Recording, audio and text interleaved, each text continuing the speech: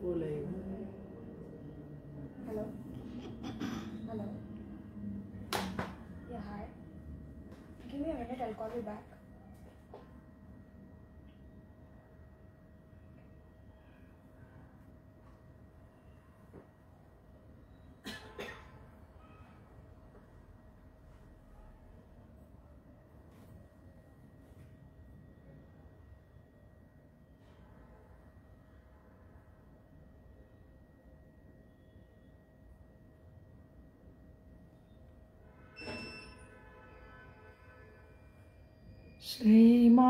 श्रीमाधवाङ्घ्रि जलजद्वय नित्यसेवा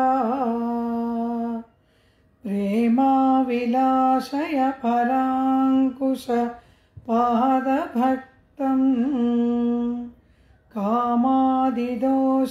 कामादिदोषहरमात्म पदाश्रितानां रामानुजं यतिपतिं प्रणमामि मूर्ध्ना श्रीविष्णुचित्तकुलनन्दन कल्पवल्लीं श्रीरङ्गराज हरिचन्दन योगदृश्यां साक्षात् क्षमां करुणया कमलामिवान्यां गोदामनन्यशरणः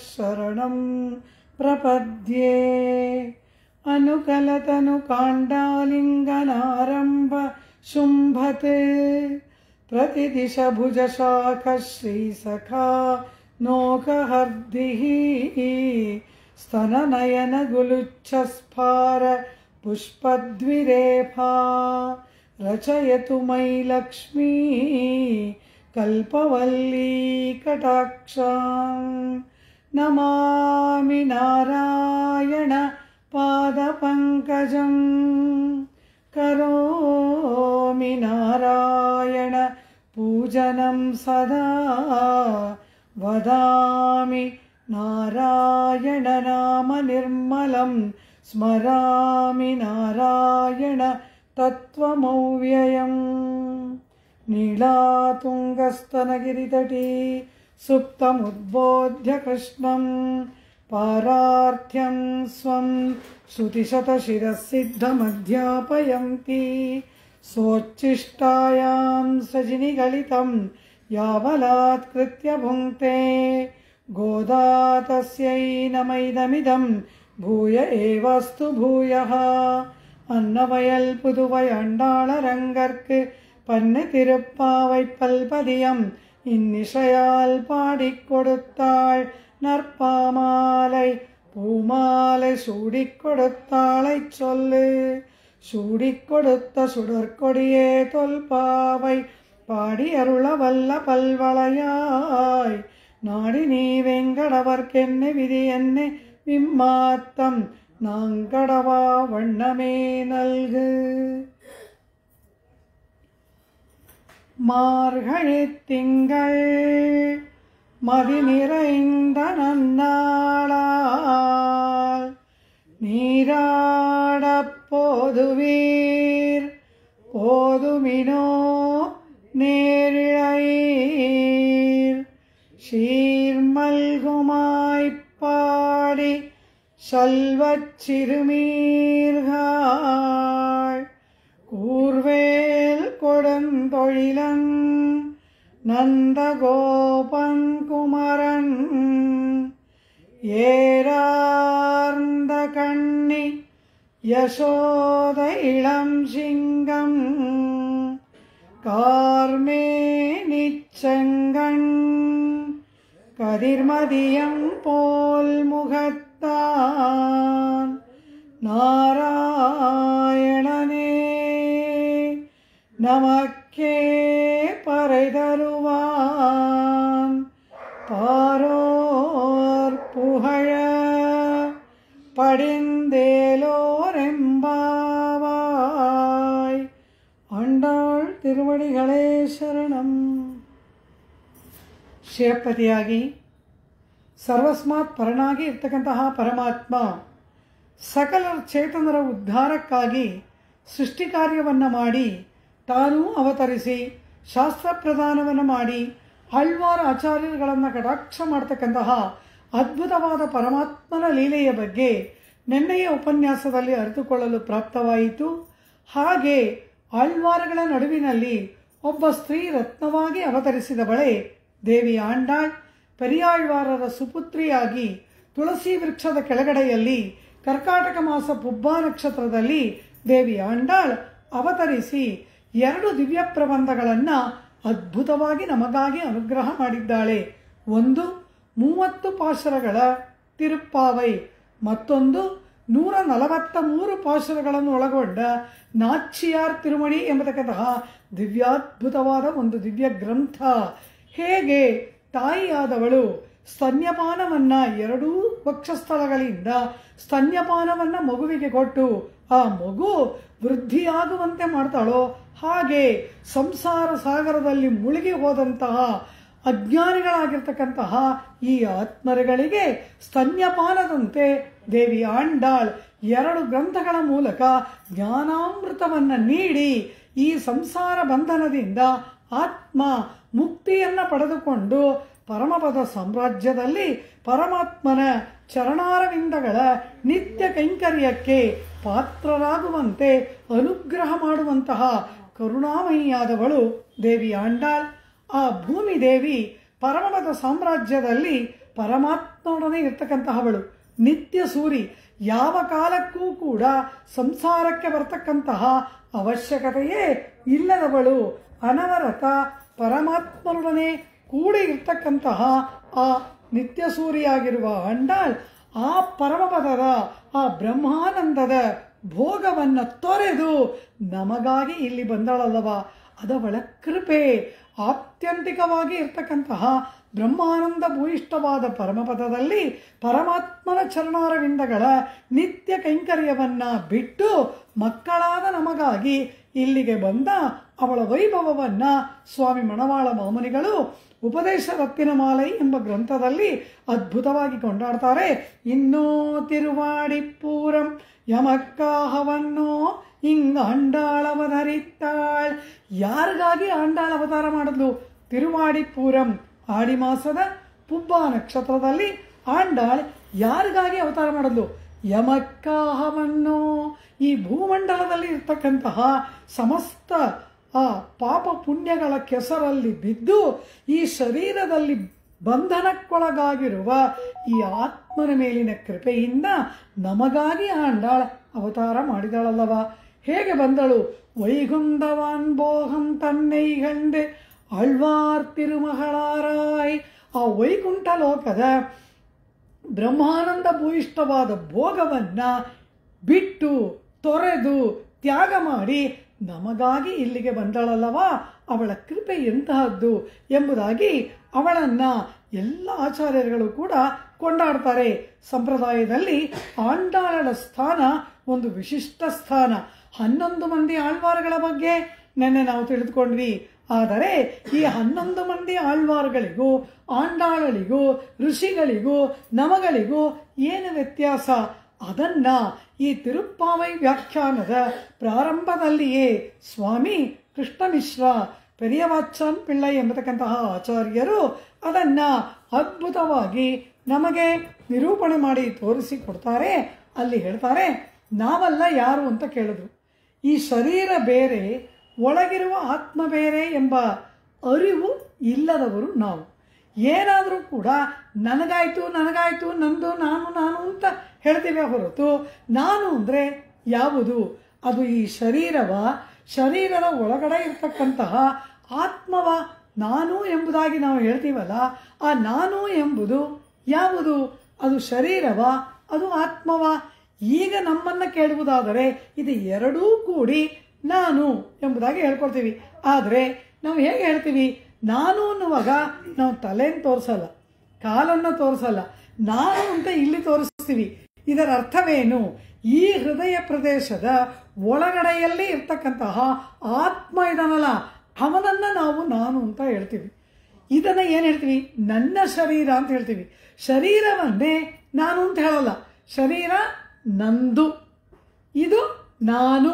ಅಂದರೆ ನಾನು ಬೇರೆ, ನನ್ನದು ಬೇರೆ. ನಾನು ಎಂಬುವವನಿಗೆ ಸೇರಿದ್ದು ನನ್ನದು ಎಂಬತಕ್ಕಂತಹದ್ದು. ಆದ್ದರಿಂದ ನಾನು ಎಂಬ ಆತ್ಮನಿಗೆ ಸೇರಿದಂತಹದ್ದು ಈ ನನ್ನದು ಎಂಬ ಈ ಶರೀರವಲ್ಲವ. ಆದ್ದರಿಂದ ಶರೀರ ಬೇರೆ ಆತ್ಮ ಬೇರೆ ಎಂಬುದು ನಮ್ಮ ಆಡು ಮಾತಿನಲ್ಲಿಯೇ ವ್ಯಕ್ತವಾಗುತ್ತದೆ. ಆದರೆ ಈ ಅರಿವು ನಮಗೆ ಅನವರತ ಇರೋದಿಲ್ಲ. ಏನಾದರೂ ಈ ಶರೀರಕ್ಕೆ ಅಪಮಾನವೋ ನೋವೋ ಏರ್ಪಟ್ರೆ ಇದು ಶರೀರಕ್ಕೆ ತಾನೇ, ನನಗಲ್ಲವಲ್ಲ ಎಂಬ ಜ್ಞಾನ ನಮಗಿಲ್ಲ. ಆದ್ದರಿಂದ ನಮಗೆ ಶರೀರ ಮತ್ತು ಆತ್ಮಗಳು ಬೇರೆ ಎಂಬುದು ತಿಳಿದಿದ್ದರೂ ಕೂಡ ನಮ್ಮ ಆಚರಣೆಯಲ್ಲಿ ಅನುಷ್ಠಾನದಲ್ಲಿ ಅನವರತ ಆ ಜ್ಞಾನ ನಮಗೆ ಜಾಗೃತವಾಗಿ ಇಲ್ಲ. ಆದ್ದರಿಂದ ನಮ್ಮನ್ನು ಏನಂತ ಶಾಸ್ತ್ರ ಕರೆಯುತ್ತೆ? ದೇಹಾತ್ಮಾಭಿಮಾನಿಗಳು. ದೇಹವನ್ನೇ ಆತ್ಮ ಎಂಬುದಾಗಿ ಅಭಿಮಾನಿಸತಕ್ಕಂತಹ ಅಜ್ಞಾನಿಗಳು ನಾವು. ನಮಗೆ ಶಾಸ್ತ್ರಗಳು ಕೊಟ್ಟ ಒಂದು ಉತ್ತಮವಾದ ಹೆಸರು ದೇಹಾತ್ಮಾಭಿಮಾನಿಗಳು. ಎಂತೆಂಥ ಬಿರುದು ಕೊಟ್ಟಿದ್ದಾರೆ ನೋಡಿ ನಮಗೆ. ಅಂದರೆ ಅಜ್ಞಾನಿಗಳು ಅಂತ ಅರ್ಥ. ಶರೀರವನ್ನೇ ಆತ್ಮ ಎಂಬುದಾಗಿ ಅಭಿಮಾನಿಸುವ ಅಜ್ಞಾನಿಗಳು ನಾವು. ನಮಗೆ ಗೊತ್ತಿದೆ, ಆದರೆ ನಮಗೆ ಅನುಷ್ಠಾನದಲ್ಲಿ ಬರಲ್ಲ. ಯಾರಾದರೂ ಒಂದು ಹಿಂಗೆ ಹೊಡೆದ್ಬಿಟ್ಟು ಸಾಕು, ಒಬ್ಬ ಒಂದು ಹೊಡೆದ್ರೆ ನಾವು ಅವ್ನಿಗೆ ಹೋಗಿ 10 ಹೊಡಿತೀವಿ. ಕಾರಣ ಶರೀರಕ್ಕೆ ತಾನೇ ಹೊಡೆದ, ಆತ್ಮನಿಗಲ್ಲವಲ್ಲ ಎಂಬ ಜ್ಞಾನ ನಮಗಿದೆಯಾ? ಇಲ್ಲ.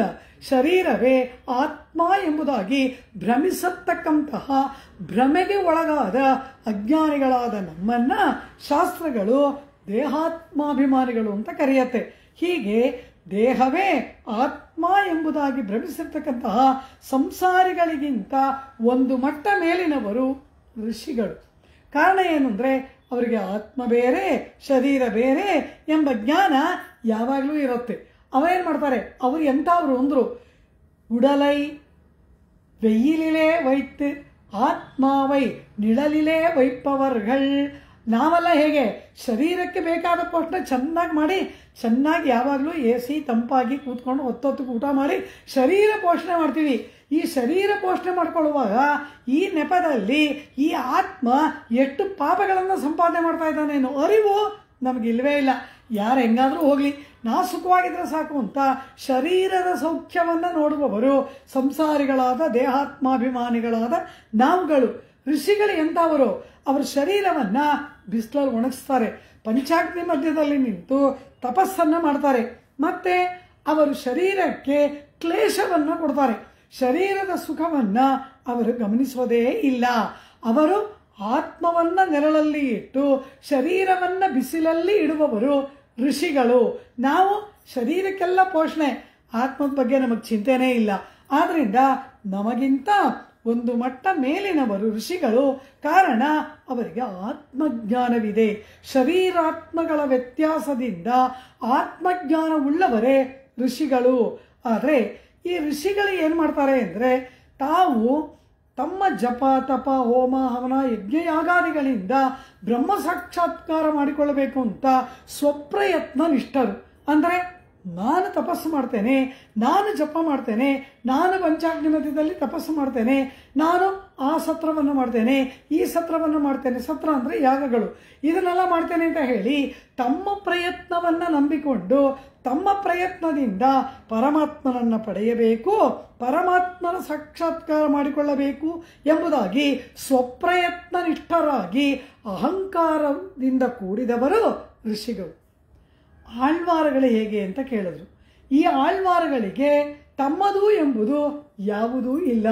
ಕಾರಣ ಪರಮಾತ್ಮ ಸಮಗ್ರ ಸೃಷ್ಟಿಯಲ್ಲಿ ತಾನಾಗಿ ಕೆಲವು ಆತ್ಮಗಳನ್ನು ಆಯ್ಕೆ ಮಾಡಿ ಆ ಆತ್ಮಗಳಿಗೆ ಭಕ್ತಿ ರೂಪಾಪನ್ನವಾದ ಜ್ಞಾನವನ್ನು ಪರಮಾತ್ಮನೇ ಕೊಟ್ಟುಬಿಟ್ಟಿದ್ರಿಂದ ಇವರು ನಾನು ಜ್ಞಾನ ಸಂಪಾದನೆ ಮಾಡಿದೆ, ನಾನು ತಪಸ್ಸು ಮಾಡಿದೆ, ನಾ ಜಪ ಮಾಡಿದೆ, ನಾ ಯಾಗ ಮಾಡಿದೆ, ನನ್ನಿಂದಾಯಿತು, ನನ್ನ ಒಳಿತನ್ನು ನಾನು ನೋಡ್ಕೊಳ್ತೀನಿ ಎಂಬ ಆ ಒಂದು ಅಹಂಕಾರ ಮಮಕಾರವೇ ಪೂರ್ಣವಾಗಿ ಇಲ್ಲದವರು ಆಳ್ವಾರಗಳು. ಆದ್ದರಿಂದ ಈ ಆಳ್ವಾರಗಳಿಗೆ ಏನು ಆಸೆ? ಪರಮಾತ್ಮನನ್ನು ಕಾಣಬೇಕು, ಪರಮಾತ್ಮನನ್ನು ಅನುಭವಿಸಬೇಕು.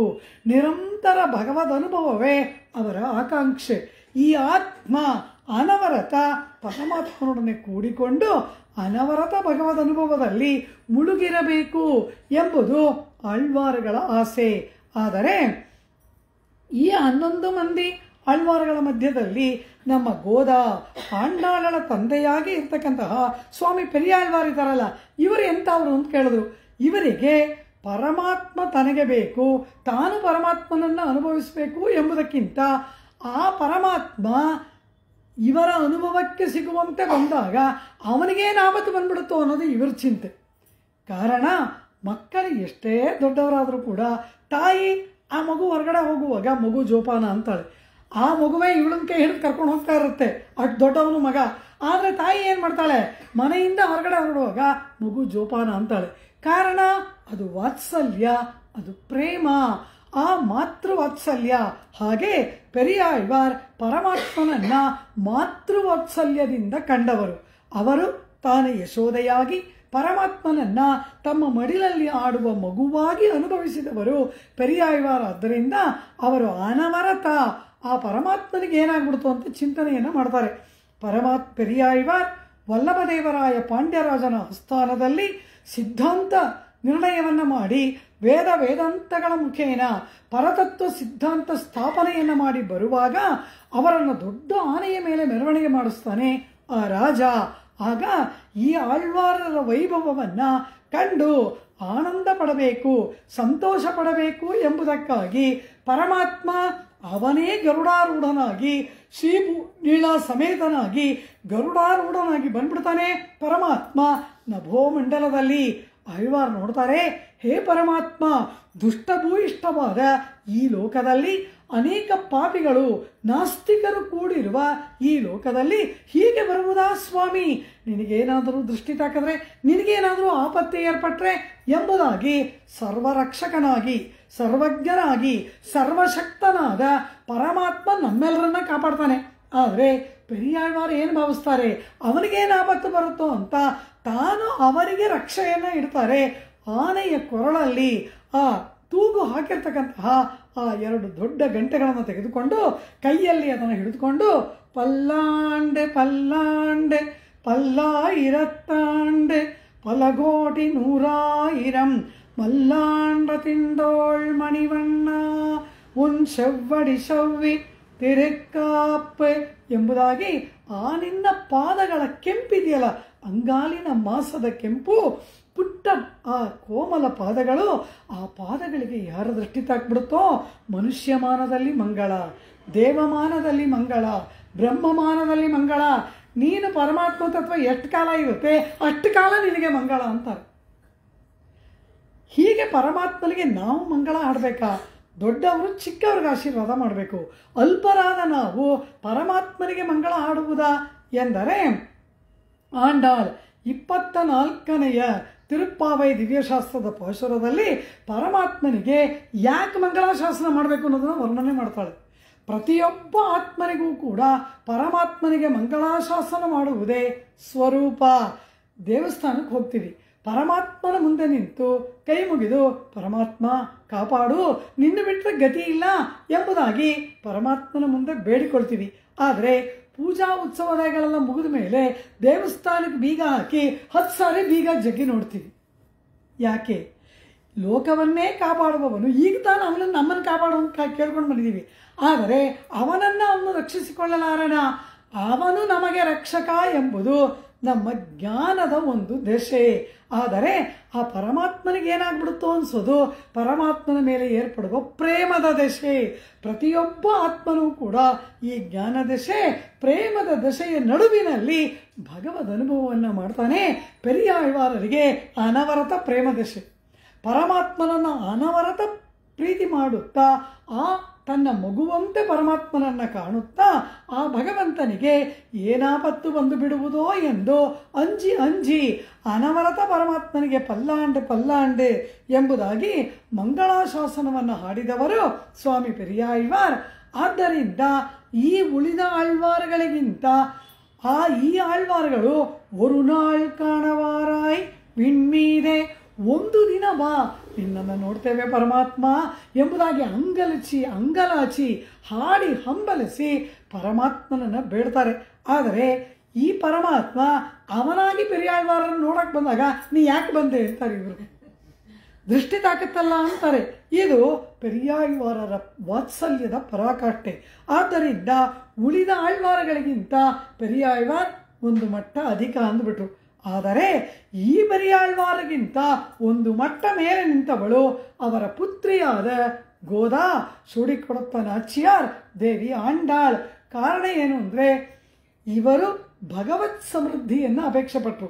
ಪರಮಾತ್ಮನಿಗೆ ಮಂಗಳ, ಪರಮಾತ್ಮ ಚೆನ್ನಾಗಿರಬೇಕು ಅಂತ.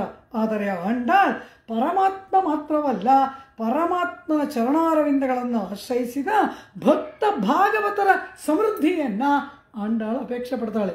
ಈ ಆತ್ಮನಿಗೆ 3 ಪರ್ವಗಳು ಅಂದರೆ 3 ಘಟ್ಟಗಳು.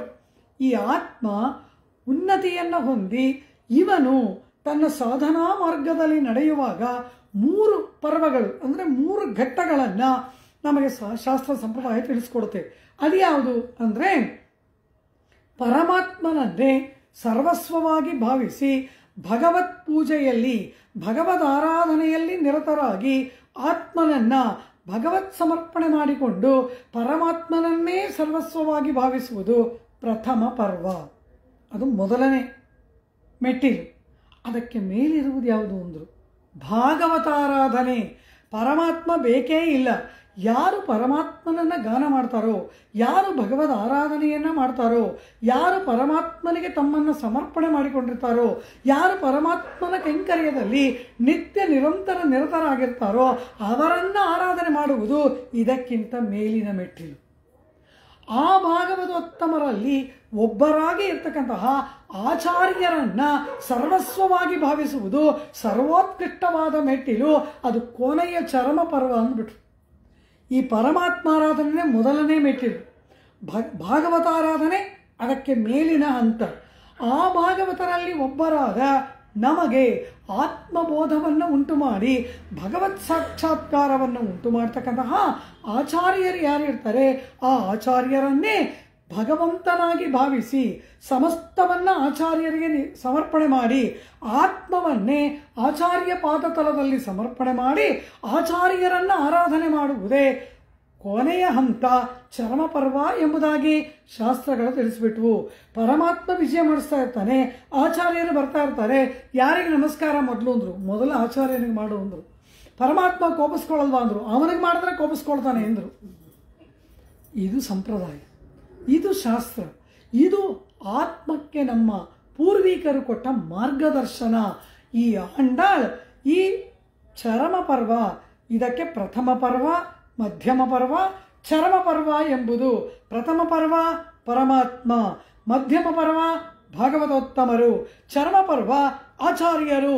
ಆಂಡಾಳ್ ಮಧ್ಯಮ ಚರಮ ಪರ್ವಗಳಲ್ಲಿ ಪರಿಪೂರ್ಣವಾಗಿ ನೆಲೆ ನಿಂತವಳು. ಉಳಿದ ಆಳ್ವಾರಗಳೆಲ್ಲ ಪ್ರಥಮ ಪರ್ವದಲ್ಲಿ ನಿಂತುಬಿಟ್ರು. ಆ ಆಳ್ವಾರಗಳಿಗಿಂತ ಆ ಪರಮಾತ್ಮನಿಗೆ ಮಂಗಳಾಶಾಸನ ಮಾಡುವ ಪೆರಿಯಾಳ್ವಾರ್ ಮೇಲ್ಮಟ್ಟಕ್ಕೆ ಹೋದರು. ಅವರನ್ನೂ ಮೀರಿಸಿ ಮಧ್ಯಮ ಪರ್ವದ ಮೂಲಕ ಚರಮ ಪರ್ವವನ್ನು ತಲುಪುವವಳು ಆಂಡಾಳ್. ಆದ್ದರಿಂದ ಆಂಡಾಳ ಸ್ಥಾನ ಸಂಪ್ರದಾಯದಲ್ಲಿ ಸರ್ವೋತ್ಕೃಷ್ಟ ಅಂದುಬಿಟ್ರು. ಇದನ್ನು ತಿರುಪ್ಪಾವೈ ದಿವ್ಯಶಾಸ್ತ್ರದ ವ್ಯಾಖ್ಯಾನದ ಪೀಠಿಕಾ ಪ್ರಕರಣದಲ್ಲಿ ಪ್ರಾರಂಭವೇ ಇದು. ಈಗ ನಾನು ಹೇಳಿದ್ನಲ್ಲ ಇದೆ. தேகாத்மாபிமானிகளுக்கும் ஆத்மஸ்வரூபம் கைவந்திருக்கும் ಋಷಿகளுக்கும் ಪರ್ವತ ಪರಮಾಣು ಒಟ್ಟೆವಾಸಿ ಪೋರುಂ. ನಮಗೂ ಋಷಿಗಳಿಗೂ ಪರ್ವತ ಪರಮಾಣುವಿನಷ್ಟು ವ್ಯತ್ಯಾಸ. ನಾವು ಪರಮಾಣು, ಋಷಿಗಳು ಪರ್ವತ. ಆ ಋಷಿகளுக்கும் ಆಳ್ವಾರ್களுக்கும் ಪರ್ವತ ಪರಮಾಣು ಒಟ್ಟೆವಾಸಿ ಪೋರುಂ. ಆ ಋಷಿಗಳಿಗೂ ಆಳ್ವಾರ್ಗಳಿಗೂ ಪರ್ವತ ಪರಮಾಣುವಿನಟ್ಟು ಅಂತರ. ಅನಂತರ ಆಳ್ವಾರ್களுக்கும் ಪೆರಿಯಾಳ್ವಾರಕ್ಕುಂ ಅತ್ತನೆ ವಾಸಿ ಪೋರುಂ. ಉಳಿದ ಆಳ್ವಾರಗಳಿಗೂ ಪೆರಿಯಾಳ್ವಾರರಿಗೂ ಪರ್ವತ ಪರಮಾಣುವಿನಷ್ಟು ಅಂತರ. ಆ ಪೆರಿಯಾಳ್ವಾರಕ್ಕುಂ ತಿರುಮಹಳಾರಕ್ಕುಂ, ತಿರುಮಹಳಾರ್ ಅಂದರೆ ಯಾರು? ಪೆರಿಯಾಳ್ವಾರರ ಅತಿ ಶ್ರೇಷ್ಠಳಾದ ಪುತ್ರಿಯಾದ ಆಂಡಾಳಳಿಗೂ ಪರ್ವತ ಪರಮಾಣುವಿನಟ್ಟು ಅಂತರ ಅಂದುಬಿಟ್ರು. ಅಂದರೆ ಆಂಡಾಳ್, ಪೆರಿಯಾಳ್ವಾರ್, ಆಳ್ವಾರ್, ಋಷಿಗಳು, ನಾವಲ್ಲಿ ಅಂದಮೇಲೆ ನಮಗೂ ಆಂಡಾಳಳಿಗೂ ಎಷ್ಟು ಅಂತರ? ಆ ಮಟ್ಟವನ್ನು ನಾವು ತಲುಪುವುದು ಸಾಧ್ಯವಾ? ಆ ಮಟ್ಟಕ್ಕೆ ಏರುವುದು ಸಾಧ್ಯವಾ ಎಂದರೆ ಸಾಧ್ಯ ಎಂಬುದು ಆಂಡಾಳ್ ನಮಗೆ ಕೊಟ್ಟ ಅಭಯ. ದೇವಿ ಆಂಡಾಳ್ ತನ್ನ ತಿರುಪ್ಪಾವೈ ದಿವ್ಯಶಾಸ್ತ್ರದ ಒಂದೊಂದು ಪಾಶರವೂ ಕೂಡ ಒಂದೊಂದು ಮೆಟ್ಟಿಲಿನಂತೆ.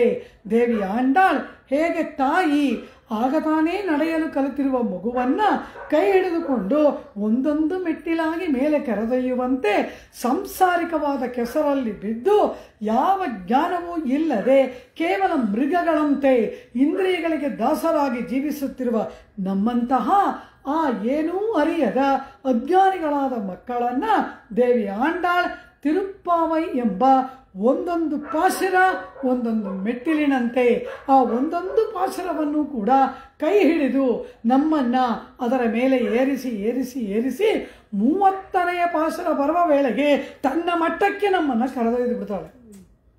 30 ಪಾಶರಗಳು ಅದ್ಭುತವಾದ 30 ಜ್ಞಾನ ಸೋಪಾನಗಳು. ದೇವಿ ಆಂಡಾಳಳ ಕೃಪೆ ಅಂತಹದ್ದು. ಏನೂ ಅರಿಯದ ನಮ್ಮನ್ನ ಆ ಮಟ್ಟಕ್ಕೆ ತನ್ನ ಮಟ್ಟಕ್ಕೆ ಕರೆದೊಯ್ದು ಭಗವತ್ ಸಾಕ್ಷಾತ್ಕಾರ ಮಾಡಿಸಿ ಆಚಾರ್ಯರ ಚರಣಾರವಿಂದಗಳಿಗೆ ಸಮರ್ಪಣೆ ಮಾಡಿಕೊಳ್ಳತಕ್ಕಂತಹ ಚರ್ಮಪರ್ವ ನಿಷ್ಠೆಯಲ್ಲಿ ನಮ್ಮನ್ನ ಕೊಂಡೊಯ್ಯತಕ್ಕಂತಹ ಕರುಣಾಮಯಿಯಾದವಳು ದೇವಿ ಆಂಡಾಳ್. ಸಾಕ್ಷಾತ್ ಭೂಮಿದೇವಿ ಅಲ್ಲವಾ? ವರಾಹ ಪರಮಾತ್ಮನನ್ನ ನಮಗಾಗಿ ಬೇಡಿದವಳು ಅವಳಲ್ಲವಾ? ತನ್ನ ಮಕ್ಕಳಾದ ನಮ್ಮನ್ನ ಆ ರೀತಿ ಕರೆದೊಯ್ತಾಳೆ. ತಿರುಪ್ಪಾವಯ್ಯ 30 ಪಾಶರಗಳು. ಇಲ್ಲಿರುವ ಪದ್ಯಗಳಿದೆಯಲ್ಲ, ಅದಕ್ಕೆ ತಮಿಳಿನಲ್ಲಿ ಪಾಶರಗಳು ಎಂಬುದಾಗಿ ಕರಿತೀವಿ. ಆ ಒಂದೊಂದು ಪಾಶರವೂ ಕೂಡ ಒಂದೊಂದು ಸೋಪಾನ, ಒಂದೊಂದು ಮೆಟ್ಟಿಲು. ಅದು ಕೂಡ ಅವಳ ಕೈ ಹಿಡಿದು ಕರ್ಕೊಂಡು ಹೋಗ್ತಾಳೆ. ಮಗು ತಾನಾಗಿ ಏರಿದರೆ ಜಾರಬಹುದು, ಬೀಳಬಹುದು, ಪೆಟ್ಟಾಗಬಹುದು. ಅದಕ್ಕಾಗಿ ನಮ್ಮನ್ನ ಪರಿಪೂರ್ಣವಾಗಿ ತಬ್ಬಿ ಹಿಡಿದುಕೊಂಡು ನಮ್ಮನ್ನ ಎತ್ತಿಕೊಂಡು ಹೋಗುವಂತೆ ಆ ಸೋಪಾನಗಳ ಮೇಲೆ ಕರೆದೊಯ್ಯುವ ಆಂಡಾಳಳ ದಿವ್ಯಾನುಗ್ರಹ, ಆ ಕೃಪೆ ಅಪೂರ್ವ, ಅದ್ಭುತ ಎಂಬುದಾಗಿ ವ್ಯಾಖ್ಯಾನಕಾರರು ವರ್ಣನೆ ಮಾಡ್ತಾರೆ.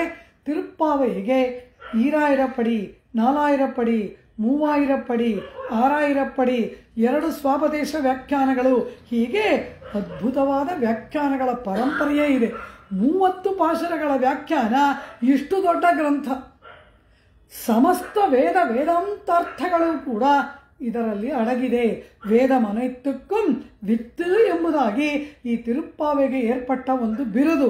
ಸಮಸ್ತ 4 ವೇದಗಳಿಗೂ ಕೂಡ ಇದು ಬೀಜಭೂತವಾದದ್ದು ಅಂತಾರೆ. ಅಂದರೆ ತಿರುಪ್ಪಾವೆಯಿಂದ ವೇದ ಹುಟ್ಟುತ್ತಾ, ವೇದ ಅನ್ನೋದು ವೃಕ್ಷ, ತಿರುಪ್ಪಾವೆ ಬೀಜ ಅಂದರೆ ಈ ಬೀಜದಿಂದ ವೇದ ವೃಕ್ಷ ಹುಟ್ಟುತ್ತಾ ಅಂತ ಅರ್ಥವಲ್ಲ. ಹೇಗೆ ವೃಕ್ಷದ ಸಕಲ ಗುಣಗಳು ಕೂಡ ಬೀಜದಲ್ಲಿ ಅಂತರ್ಗತವಾಗಿದೆಯೋ ಆ ರೀತಿ ಸಮಸ್ತ ವೇದಾಂತಾರ್ಥಗಳು ಕೂಡ ತಿರುಪ್ಪಾವೆಯಲ್ಲಿ ಅಂತರ್ಗತವಾಗಿದೆ ಎಂಬುದು ಈ ತಿರುಪ್ಪಾವೆಯ ವೈಭವ ಆಗಿದೆ. ವೇದ ಮನೈತ್ತಕ್ಕೂ ವಿತ್ ಎಂಬುದಾಗಿ ತಿರುಪ್ಪಾವೈ ಅದ್ಭುತವಾಗಿ ಕೊಂಡಾಡಲ್ಪಟ್ಟಿದೆ.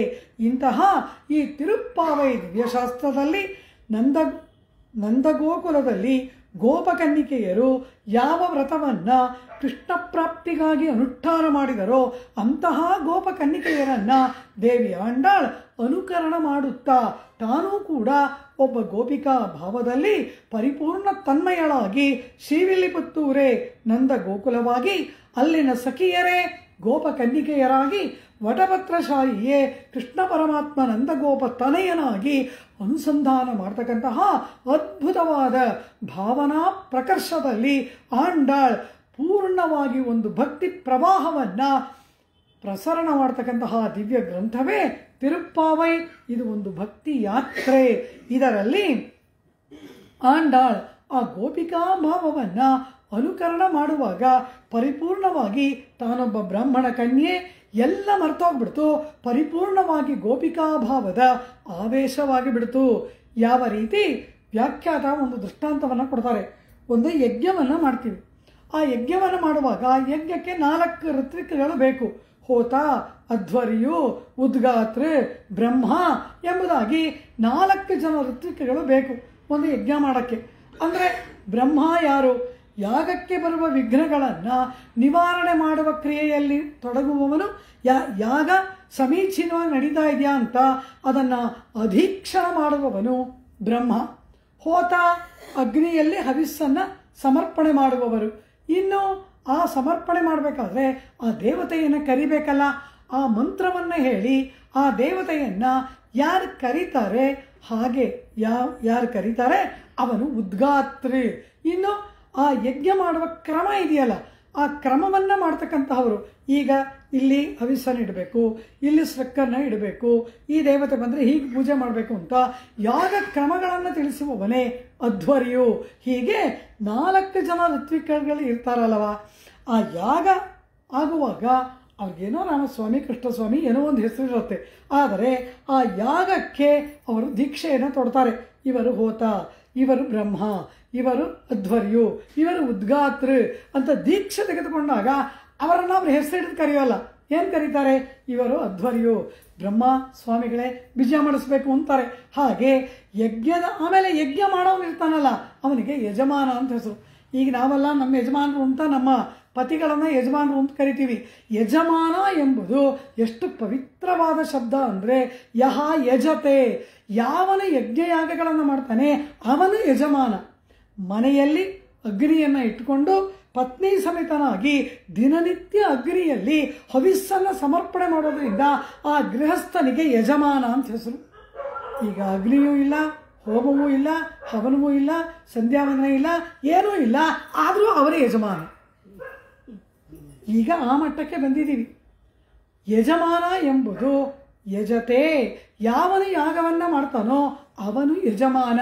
ಹಾಗೆ ಆ ಒಂದು ಯಜ್ಞಕ್ಕೆ ದೀಕ್ಷೆಯನ್ನು ತೊಟ್ಟಾಗ ಅವರ ಹೆಸರುಗಳು ಮರೆಯಾಗಿ ಹೋತ ಉದ್ಗಾತೃ ಅಧ್ವರ್ಯು ಎಂದು ಕರೆಯುವಂತೆ ಇಲ್ಲಿ ದೇವಿ ಆಂಡಾಳಳಿಗೆ ಅವಳ ಪೆರಿಯಾಳ್ವಾರರ ಪುತ್ರಿ ಎಂಬುದಾಗಲಿ, ಅಥವಾ ತಾನೊಬ್ಬ ಬ್ರಾಹ್ಮಣ ಕನ್ಯೆ ಎಂಬುದಾಗಲಿ, ತಾನಿರುವುದು ಶ್ರೀವಿಲ್ಲಿಪುತ್ತೂರು ಎಂಬುದಾಗಲಿ ಎಲ್ಲ ಮರೆತು ತಿರುಪ್ಪಾವೈ ಯಜ್ಞದಲ್ಲಿ ಆಂಡಾಳ್ ಪರಿಪೂರ್ಣ ಗೋಪಕನ್ನಿಕೆಯಾಗಿ ಕೃಷ್ಣಾರ್ಪಣ ಭಾವದಲ್ಲಿ ಇರುವುದೇ ತಿರುಪ್ಪಾವೈ ದಿವ್ಯಶಾಸ್ತ್ರದ ಅದ್ಭುತವಾದ ಒಂದು ವಿಶೇಷ. ಹೀಗೆ ಆ ನೆಲಮಾಳಿಗೆಗಳಲ್ಲಿ ಬಂಧಿಸಲ್ಪಟ್ಟ ಗೋಪಕನ್ನಿಕೆಯರು ಗೋಪವೃದ್ಧರ ಅನುಮತಿಯಿಂದ ಆ ಕ್ಷಾಮ ನಿವಾರಣೆಗಾಗಿ ಒಂದು ವ್ರತವನ್ನು ಮಾಡುವುದಕ್ಕೆ ಬಂದು ಆ ವ್ರತಕ್ಕೆ ಕೃಷ್ಣನೇ ನಿರ್ವಾಹಕನಾಗಿ ಇದ್ದು ಇವರೆಲ್ಲರೂ ಒಟ್ಟಾಗಿ ವ್ರತಾಚರಣೆಯ ಬಗ್ಗೆ ಸಮಾಲೋಚನೆಯನ್ನು ನಡೆಸಿ ಅನಂತರ ಅವರವರ ಗೃಹಗಳಿಗೆ ತೆರಳಿದಾಗ ಎಲ್ಲರಿಗೂ ಕೂಡ ಆ ರಾತ್ರಿ ನಿದ್ರೆ ಬಂದಿತ ಅಂತ ಕೇಳಿದ್ರು. ಈ ಗೋಪಕನ್ನಿಕೆಯರಿಗೆ ಕಣ್ಣರೆಪ್ಪೆ ಮುಚ್ಚಲೇ ಇಲ್ಲ. ಕಾರಣ ಕೃಷ್ಣ ವಿರಹ. ಇವರನ್ನು ಬಿಟ್ಬಿಟ್ಟು ಕೃಷ್ಣ ಹೊರಟೋದಲ್ಲವ, ಇವರಿಗೆ ಕೃಷ್ಣ ವಿರಹದಲ್ಲಿ ಇದ್ದಾರೆ. ಈಗ ಇವರುಗಳು ಆ ಕೃಷ್ಣನನ್ನು ಯಾವಾಗ ಕಂಡೆವು, ಯಾವಾಗ ಸೇರ್ತೇವೆ, ಯಾವಾಗ ಕೃಷ್ಣಾಲಿಂಗನವನ್ನು ಪಡೆದುಕೊಳ್ತೇವೆ ಎಂಬ ತ್ವರೆಯಲ್ಲಿ ಕೂಡಿ ಆ ಕೃಷ್ಣ ವಿರಹದಲ್ಲಿ ಇವರುಗಳು ಆ ಪರಮಾತ್ಮನನ್ನು ಸೇರುವ ತ್ವರೆಯಿಂದ ಆ ಎಲ್ಲ ಗೋಪಕನ್ನಿಕೆಯರನ್ನು ಒಟ್ಟಾಗಿ ಆಹ್ವಾನ ಮಾಡಿ ವ್ರತಕ್ಕೆ ಬರುವಂತೆ ಆಹ್ವಾನ ಮಾಡುವಂತಹ ಒಂದು ಸದಭಿಪ್ರಾಯದಿಂದ ಕೂಡಿದ್ದು ತಿರುಪ್ಪಾವಯ ಜೀವನಾಡಿಯಾದ ಒಂದು ಅರ್ಥ. ಆದರೆ ಇಷ್ಟು ಮಾತ್ರ ಮೇಲ್ನೋಟದ ಅರ್ಥ. ಒಳಗಡೆ ಸಮಸ್ತ ಉಪನಿಷತ್ತುಗಳಿನ ಸಮಸ್ತ ಆಧ್ಯಾತ್ಮಿಕ ಅರ್ಥಗಳ ಒಂದು ನಿಧಿಯೇ ಈ ತಿರುಪ್ಪಾವಯಲ್ಲಿ ಅಡಗಿದೆ. ಅದು ಅದ್ಭುತ. ಇಂತಹ ಆ ಗೋಪಕನ್ನಿಕೆಯರು ವ್ರತಾಚರಣೆಗಾಗಿ ಹೊರಡಬೇಕಲ್ಲವ. ಯಮುನಾ ನದಿಯಲ್ಲಿ ಸ್ನಾನ ಮಾಡಿ ಆ ಯಮುನಾ ಮರಳಿನಲ್ಲಿ ಶಚಿಯ ಬಿಂಬವನ್ನು ಮಾಡಿ ಮಳೆಗಾಗಿ ಪ್ರಾರ್ಥನೆ ಮಾಡಬೇಕು. ಅಥವಾ ಪ್ರಿಯಕರ ಪ್ರೇಯಸಿಯರನ್ನು ಒಟ್ಟಾಗಿ ಕೂಡಿಸುವ ಆ ರತಿಯ ಬಿಂಬವನ್ನು ಮಾಡಿ ಕೃಷ್ಣಂ ಪತಿಮ್ಮೇ ಕುರು, ಇದು ತಾನೇ ಇವರ ಪ್ರಾರ್ಥನೆ. ಈ ರೀತಿ ಮಾಡುವುದಕ್ಕೆ ಎಲ್ಲರೂ ಹೊರಡಬೇಕಲ್ಲವ. ಆ ಭಾವನೆಯಲ್ಲಿ ದೇವಿ ಆಂಡಾಳ್ ಸಮಸ್ತ ಗೋಪಕನ್ನಿಕೆಯರನ್ನು ಆಹ್ವಾನ ಮಾಡುತ್ತಾ ತಮ್ಮ ವ್ರತದ ಉದ್ದೇಶ, ಆ ವ್ರತದಲ್ಲಿ ತಮಗೆ ಪರಮಾತ್ಮ ಮಾಡುವ ಕೃಪೆಯನ್ನು ನಿರೂಪಣೆ ಮಾಡುತ್ತಾ ಪ್ರಪ್ರಥಮ ಪಾಶುರವನ್ನು ತಿರುಪ್ಪಾವೈ ದಿವ್ಯ ಶಾಸ್ತ್ರದಲ್ಲಿ ಗಾನ ಮಾಡ್ತಾಳೆ. ಮಾರ್ಗಳಿ ತಿಂಗಳ್ ಮದಿ நிறைந்த நன்னாளால் நீராட போதுவீர் பொதுமினோ நேரிழைர். ಮಾರ್ಗಳಿ ತಿಂಗಳ್ ಎಂಬುದಾಗಿ ಆಂಡಾಳ್ ತಿರುಪ್ಪಾವೈ ದಿವ್ಯ ಗ್ರಂಥವನ್ನು ಪ್ರಾರಂಭ ಮಾಡ್ತಾಳೆ. ಇಲ್ಲಿ ಯಾವ ಸತ್ಕಾರ್ಯವನ್ನು ಮಾಡಬೇಕಾದ್ರೂ ಕೂಡ ಯಾವುದೇ ಒಂದು ಗ್ರಂಥವನ್ನು ರಚನೆ ಮಾಡ್ತೀವಿ ಅಥವಾ ಯಾವುದೋ ಒಂದು ಕಾರ್ಯಕ್ರಮವನ್ನು ಕೊಡ್ತೇವೆ, ಇಲ್ಲ ಯಾವುದೋ ಮನೆಯಲ್ಲಿ ಒಂದು ಶುಭ ಸಂದರ್ಭ, ಆಗ ಮೊಟ್ಟ ಮೊದಲು ಮಾಡುವುದೇನು? ದೇವತಾ ಸ್ಮರಣೆ.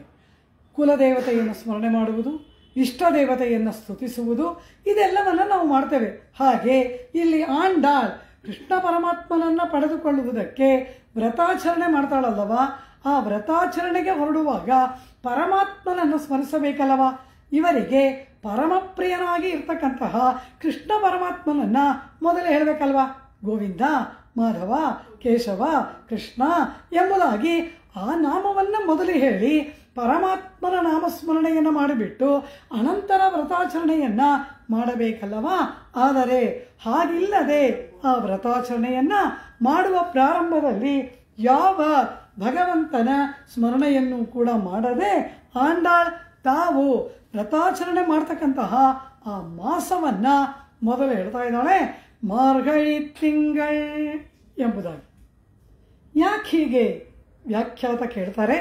ಯಾಕೆ ಈ ರೀತಿ ಮೊದಲು ಆಂಡಾಳ್ ಯಾವ ಒಂದು ಆ ವ್ರತವನ್ನು ಪ್ರಾರಂಭ ಮಾಡಿದ್ವೋ ಆ ವ್ರತವನ್ನು ಮಾಡುವುದಕ್ಕೆ ಯಾವುದು ಇಷ್ಟ ದೇವತೆಯೋ ಆ ದೇವತೆಯನ್ನು ಪ್ರಾರ್ಥನೆ ಮಾಡಬೇಕು. ನಾರಾಯಣ ಎಂತಲೋ, ಕೃಷ್ಣ, ಗೋವಿಂದ, ಕೇಶವ ಯಾವ ನಾಮವನ್ನು ಹೇಳದೆ ಇವರು ವ್ರತ ಮಾಡುವ ಮಾಸವದ ಹೆಸರನ್ನು ಮೊದಲೇ ಹೇಳ್ತಾ ಇದ್ದಾಳಲ್ಲ, ಇದು ಸರಿಯಾ? ಆಂಡಾಳ್ ದೇವತಾ ಪ್ರಾರ್ಥನೆ ಮಾಡದೆ ವ್ರತಾಚರಣೆ ಪ್ರಾರಂಭ ಮಾಡಿಬಿಟ್ಲಲ್ಲ, ಇದು ಯುಕ್ತವಾ ಅಂತ ಒಂದು ಪ್ರಶ್ನೆ. ಸುಂದರವಾಗಿ ವ್ಯಾಖ್ಯಾತ ಹೇಳ್ತಾರೆ.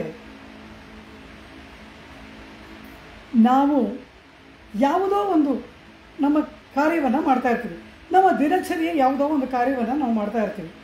ಒಂದು ಸಣ್ಣ ಉದಾಹರಣೆ ಹೇಳೋಣ. ಯಾರೋ ಒಬ್ಬರು ಬೀದಿಯಲ್ಲಿ ರಸ್ತೆಯಲ್ಲಿ ಹೋಗ್ತಾ ಇರ್ತಾರೆ. ಇದ್ದಕ್ಕಿದ್ದ ಹಾಗೆ ಅವರಿಗೊಂದು ಪರ್ಸ್ ಸಿಕ್ಬಿಡುತ್ತೆ. ಅದರಲ್ಲಿ ಏನೋ 1 ಲಕ್ಷ ರೂಪಾಯಿ ಇರುತ್ತೆ ಅಂತ ಇಟ್ಕೊಳ್ಳಿ. ತಕ್ಷಣ ಅವನೇನು ಹೇಳ್ತಾನೆ? ಎದ್ಗಳಿಗೆ ಚೆನ್ನಾಗಿತ್ತು ಅಂತಾನೆ. ಕೈಗೆ ಸಿಕ್ಕಿತಲ್ಲ ಹಣ, ಆ ಹಣವನ್ನು ಕೊಂಡಾಡೋಲ್ಲ. ಅಥವಾ ಆ ಹಣ ಸಿಕ್ಕುವುದಕ್ಕೆ ಯಾವ ಪರಮಾತ್ಮ ಕಾರಣನಾದನೋ ಆ ಪರಮಾತ್ಮನನ್ನು ಕೊಂಡಾಡೋದಿಲ್ಲ. ಅಥವಾ ಯಾರೋ ಪಾಪ ಬೀಳಿಸ್ಕೊಂಡು ಹೋಗಿದ್ರಲ್ಲ ಪುಣ್ಯಾತ್ಮರು, ಅವರನ್ನೂ ನೆನೆಸ್ಕೊಳ್ಳಲ್ಲ. ತಕ್ಷಣ ಏನು ಹೇಳ್ತಾನೆ? ಅಬ್ಬಾ, ಎದ್ಗಳಿಗೆ ಚೆನ್ನಾಗಿತ್ತು, ಇಷ್ಟೊಂದು ಹಣ ಸಿಕ್ತು ಅಂತ.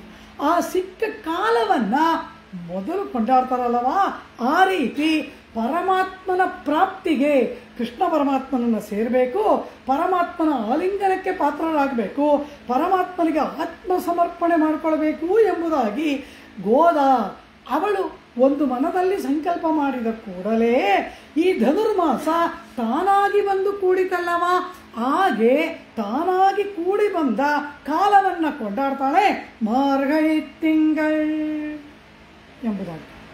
ಕಾರಣ ಏನು? ಈ ಮಾರ್ಗಶಿರ ಮಾಸ ಅಂತಹ 12 ಮಾಸಗಳಲ್ಲಿ ಅತ್ಯದ್ಭುತವಾದ ಮಾಸ ಯಾವುದು ಅಂದರೆ ಧನುರ್ಮಾಸ. ಮಾರ್ಗಶಿರ ಮಾಸಕ್ಕೆ ಇರ್ತಕ್ಕಂತಹ ವೈಭವ, ವೈಶಿಷ್ಟ್ಯ ಇನ್ನು ಯಾವ ಮಾಸಕ್ಕೂ ಇಲ್ಲ ಅಂದ್ಬಿಡ್ತು ಶಾಸ್ತ್ರಗಳು. ಆದರೆ ಈ ಮಾಸ ಏನು ಅಂದರು, ಇದು ಶೂನ್ಯ ಮಾಸ. ಯಾವ ಶುಭ ಕಾರ್ಯವನ್ನು ಈ ತಿಂಗಳಲ್ಲಿ ಮಾಡೋದಿಲ್ಲ. ಧನುರ್ಮಾಸ ಅಂದರೆ ಏನು?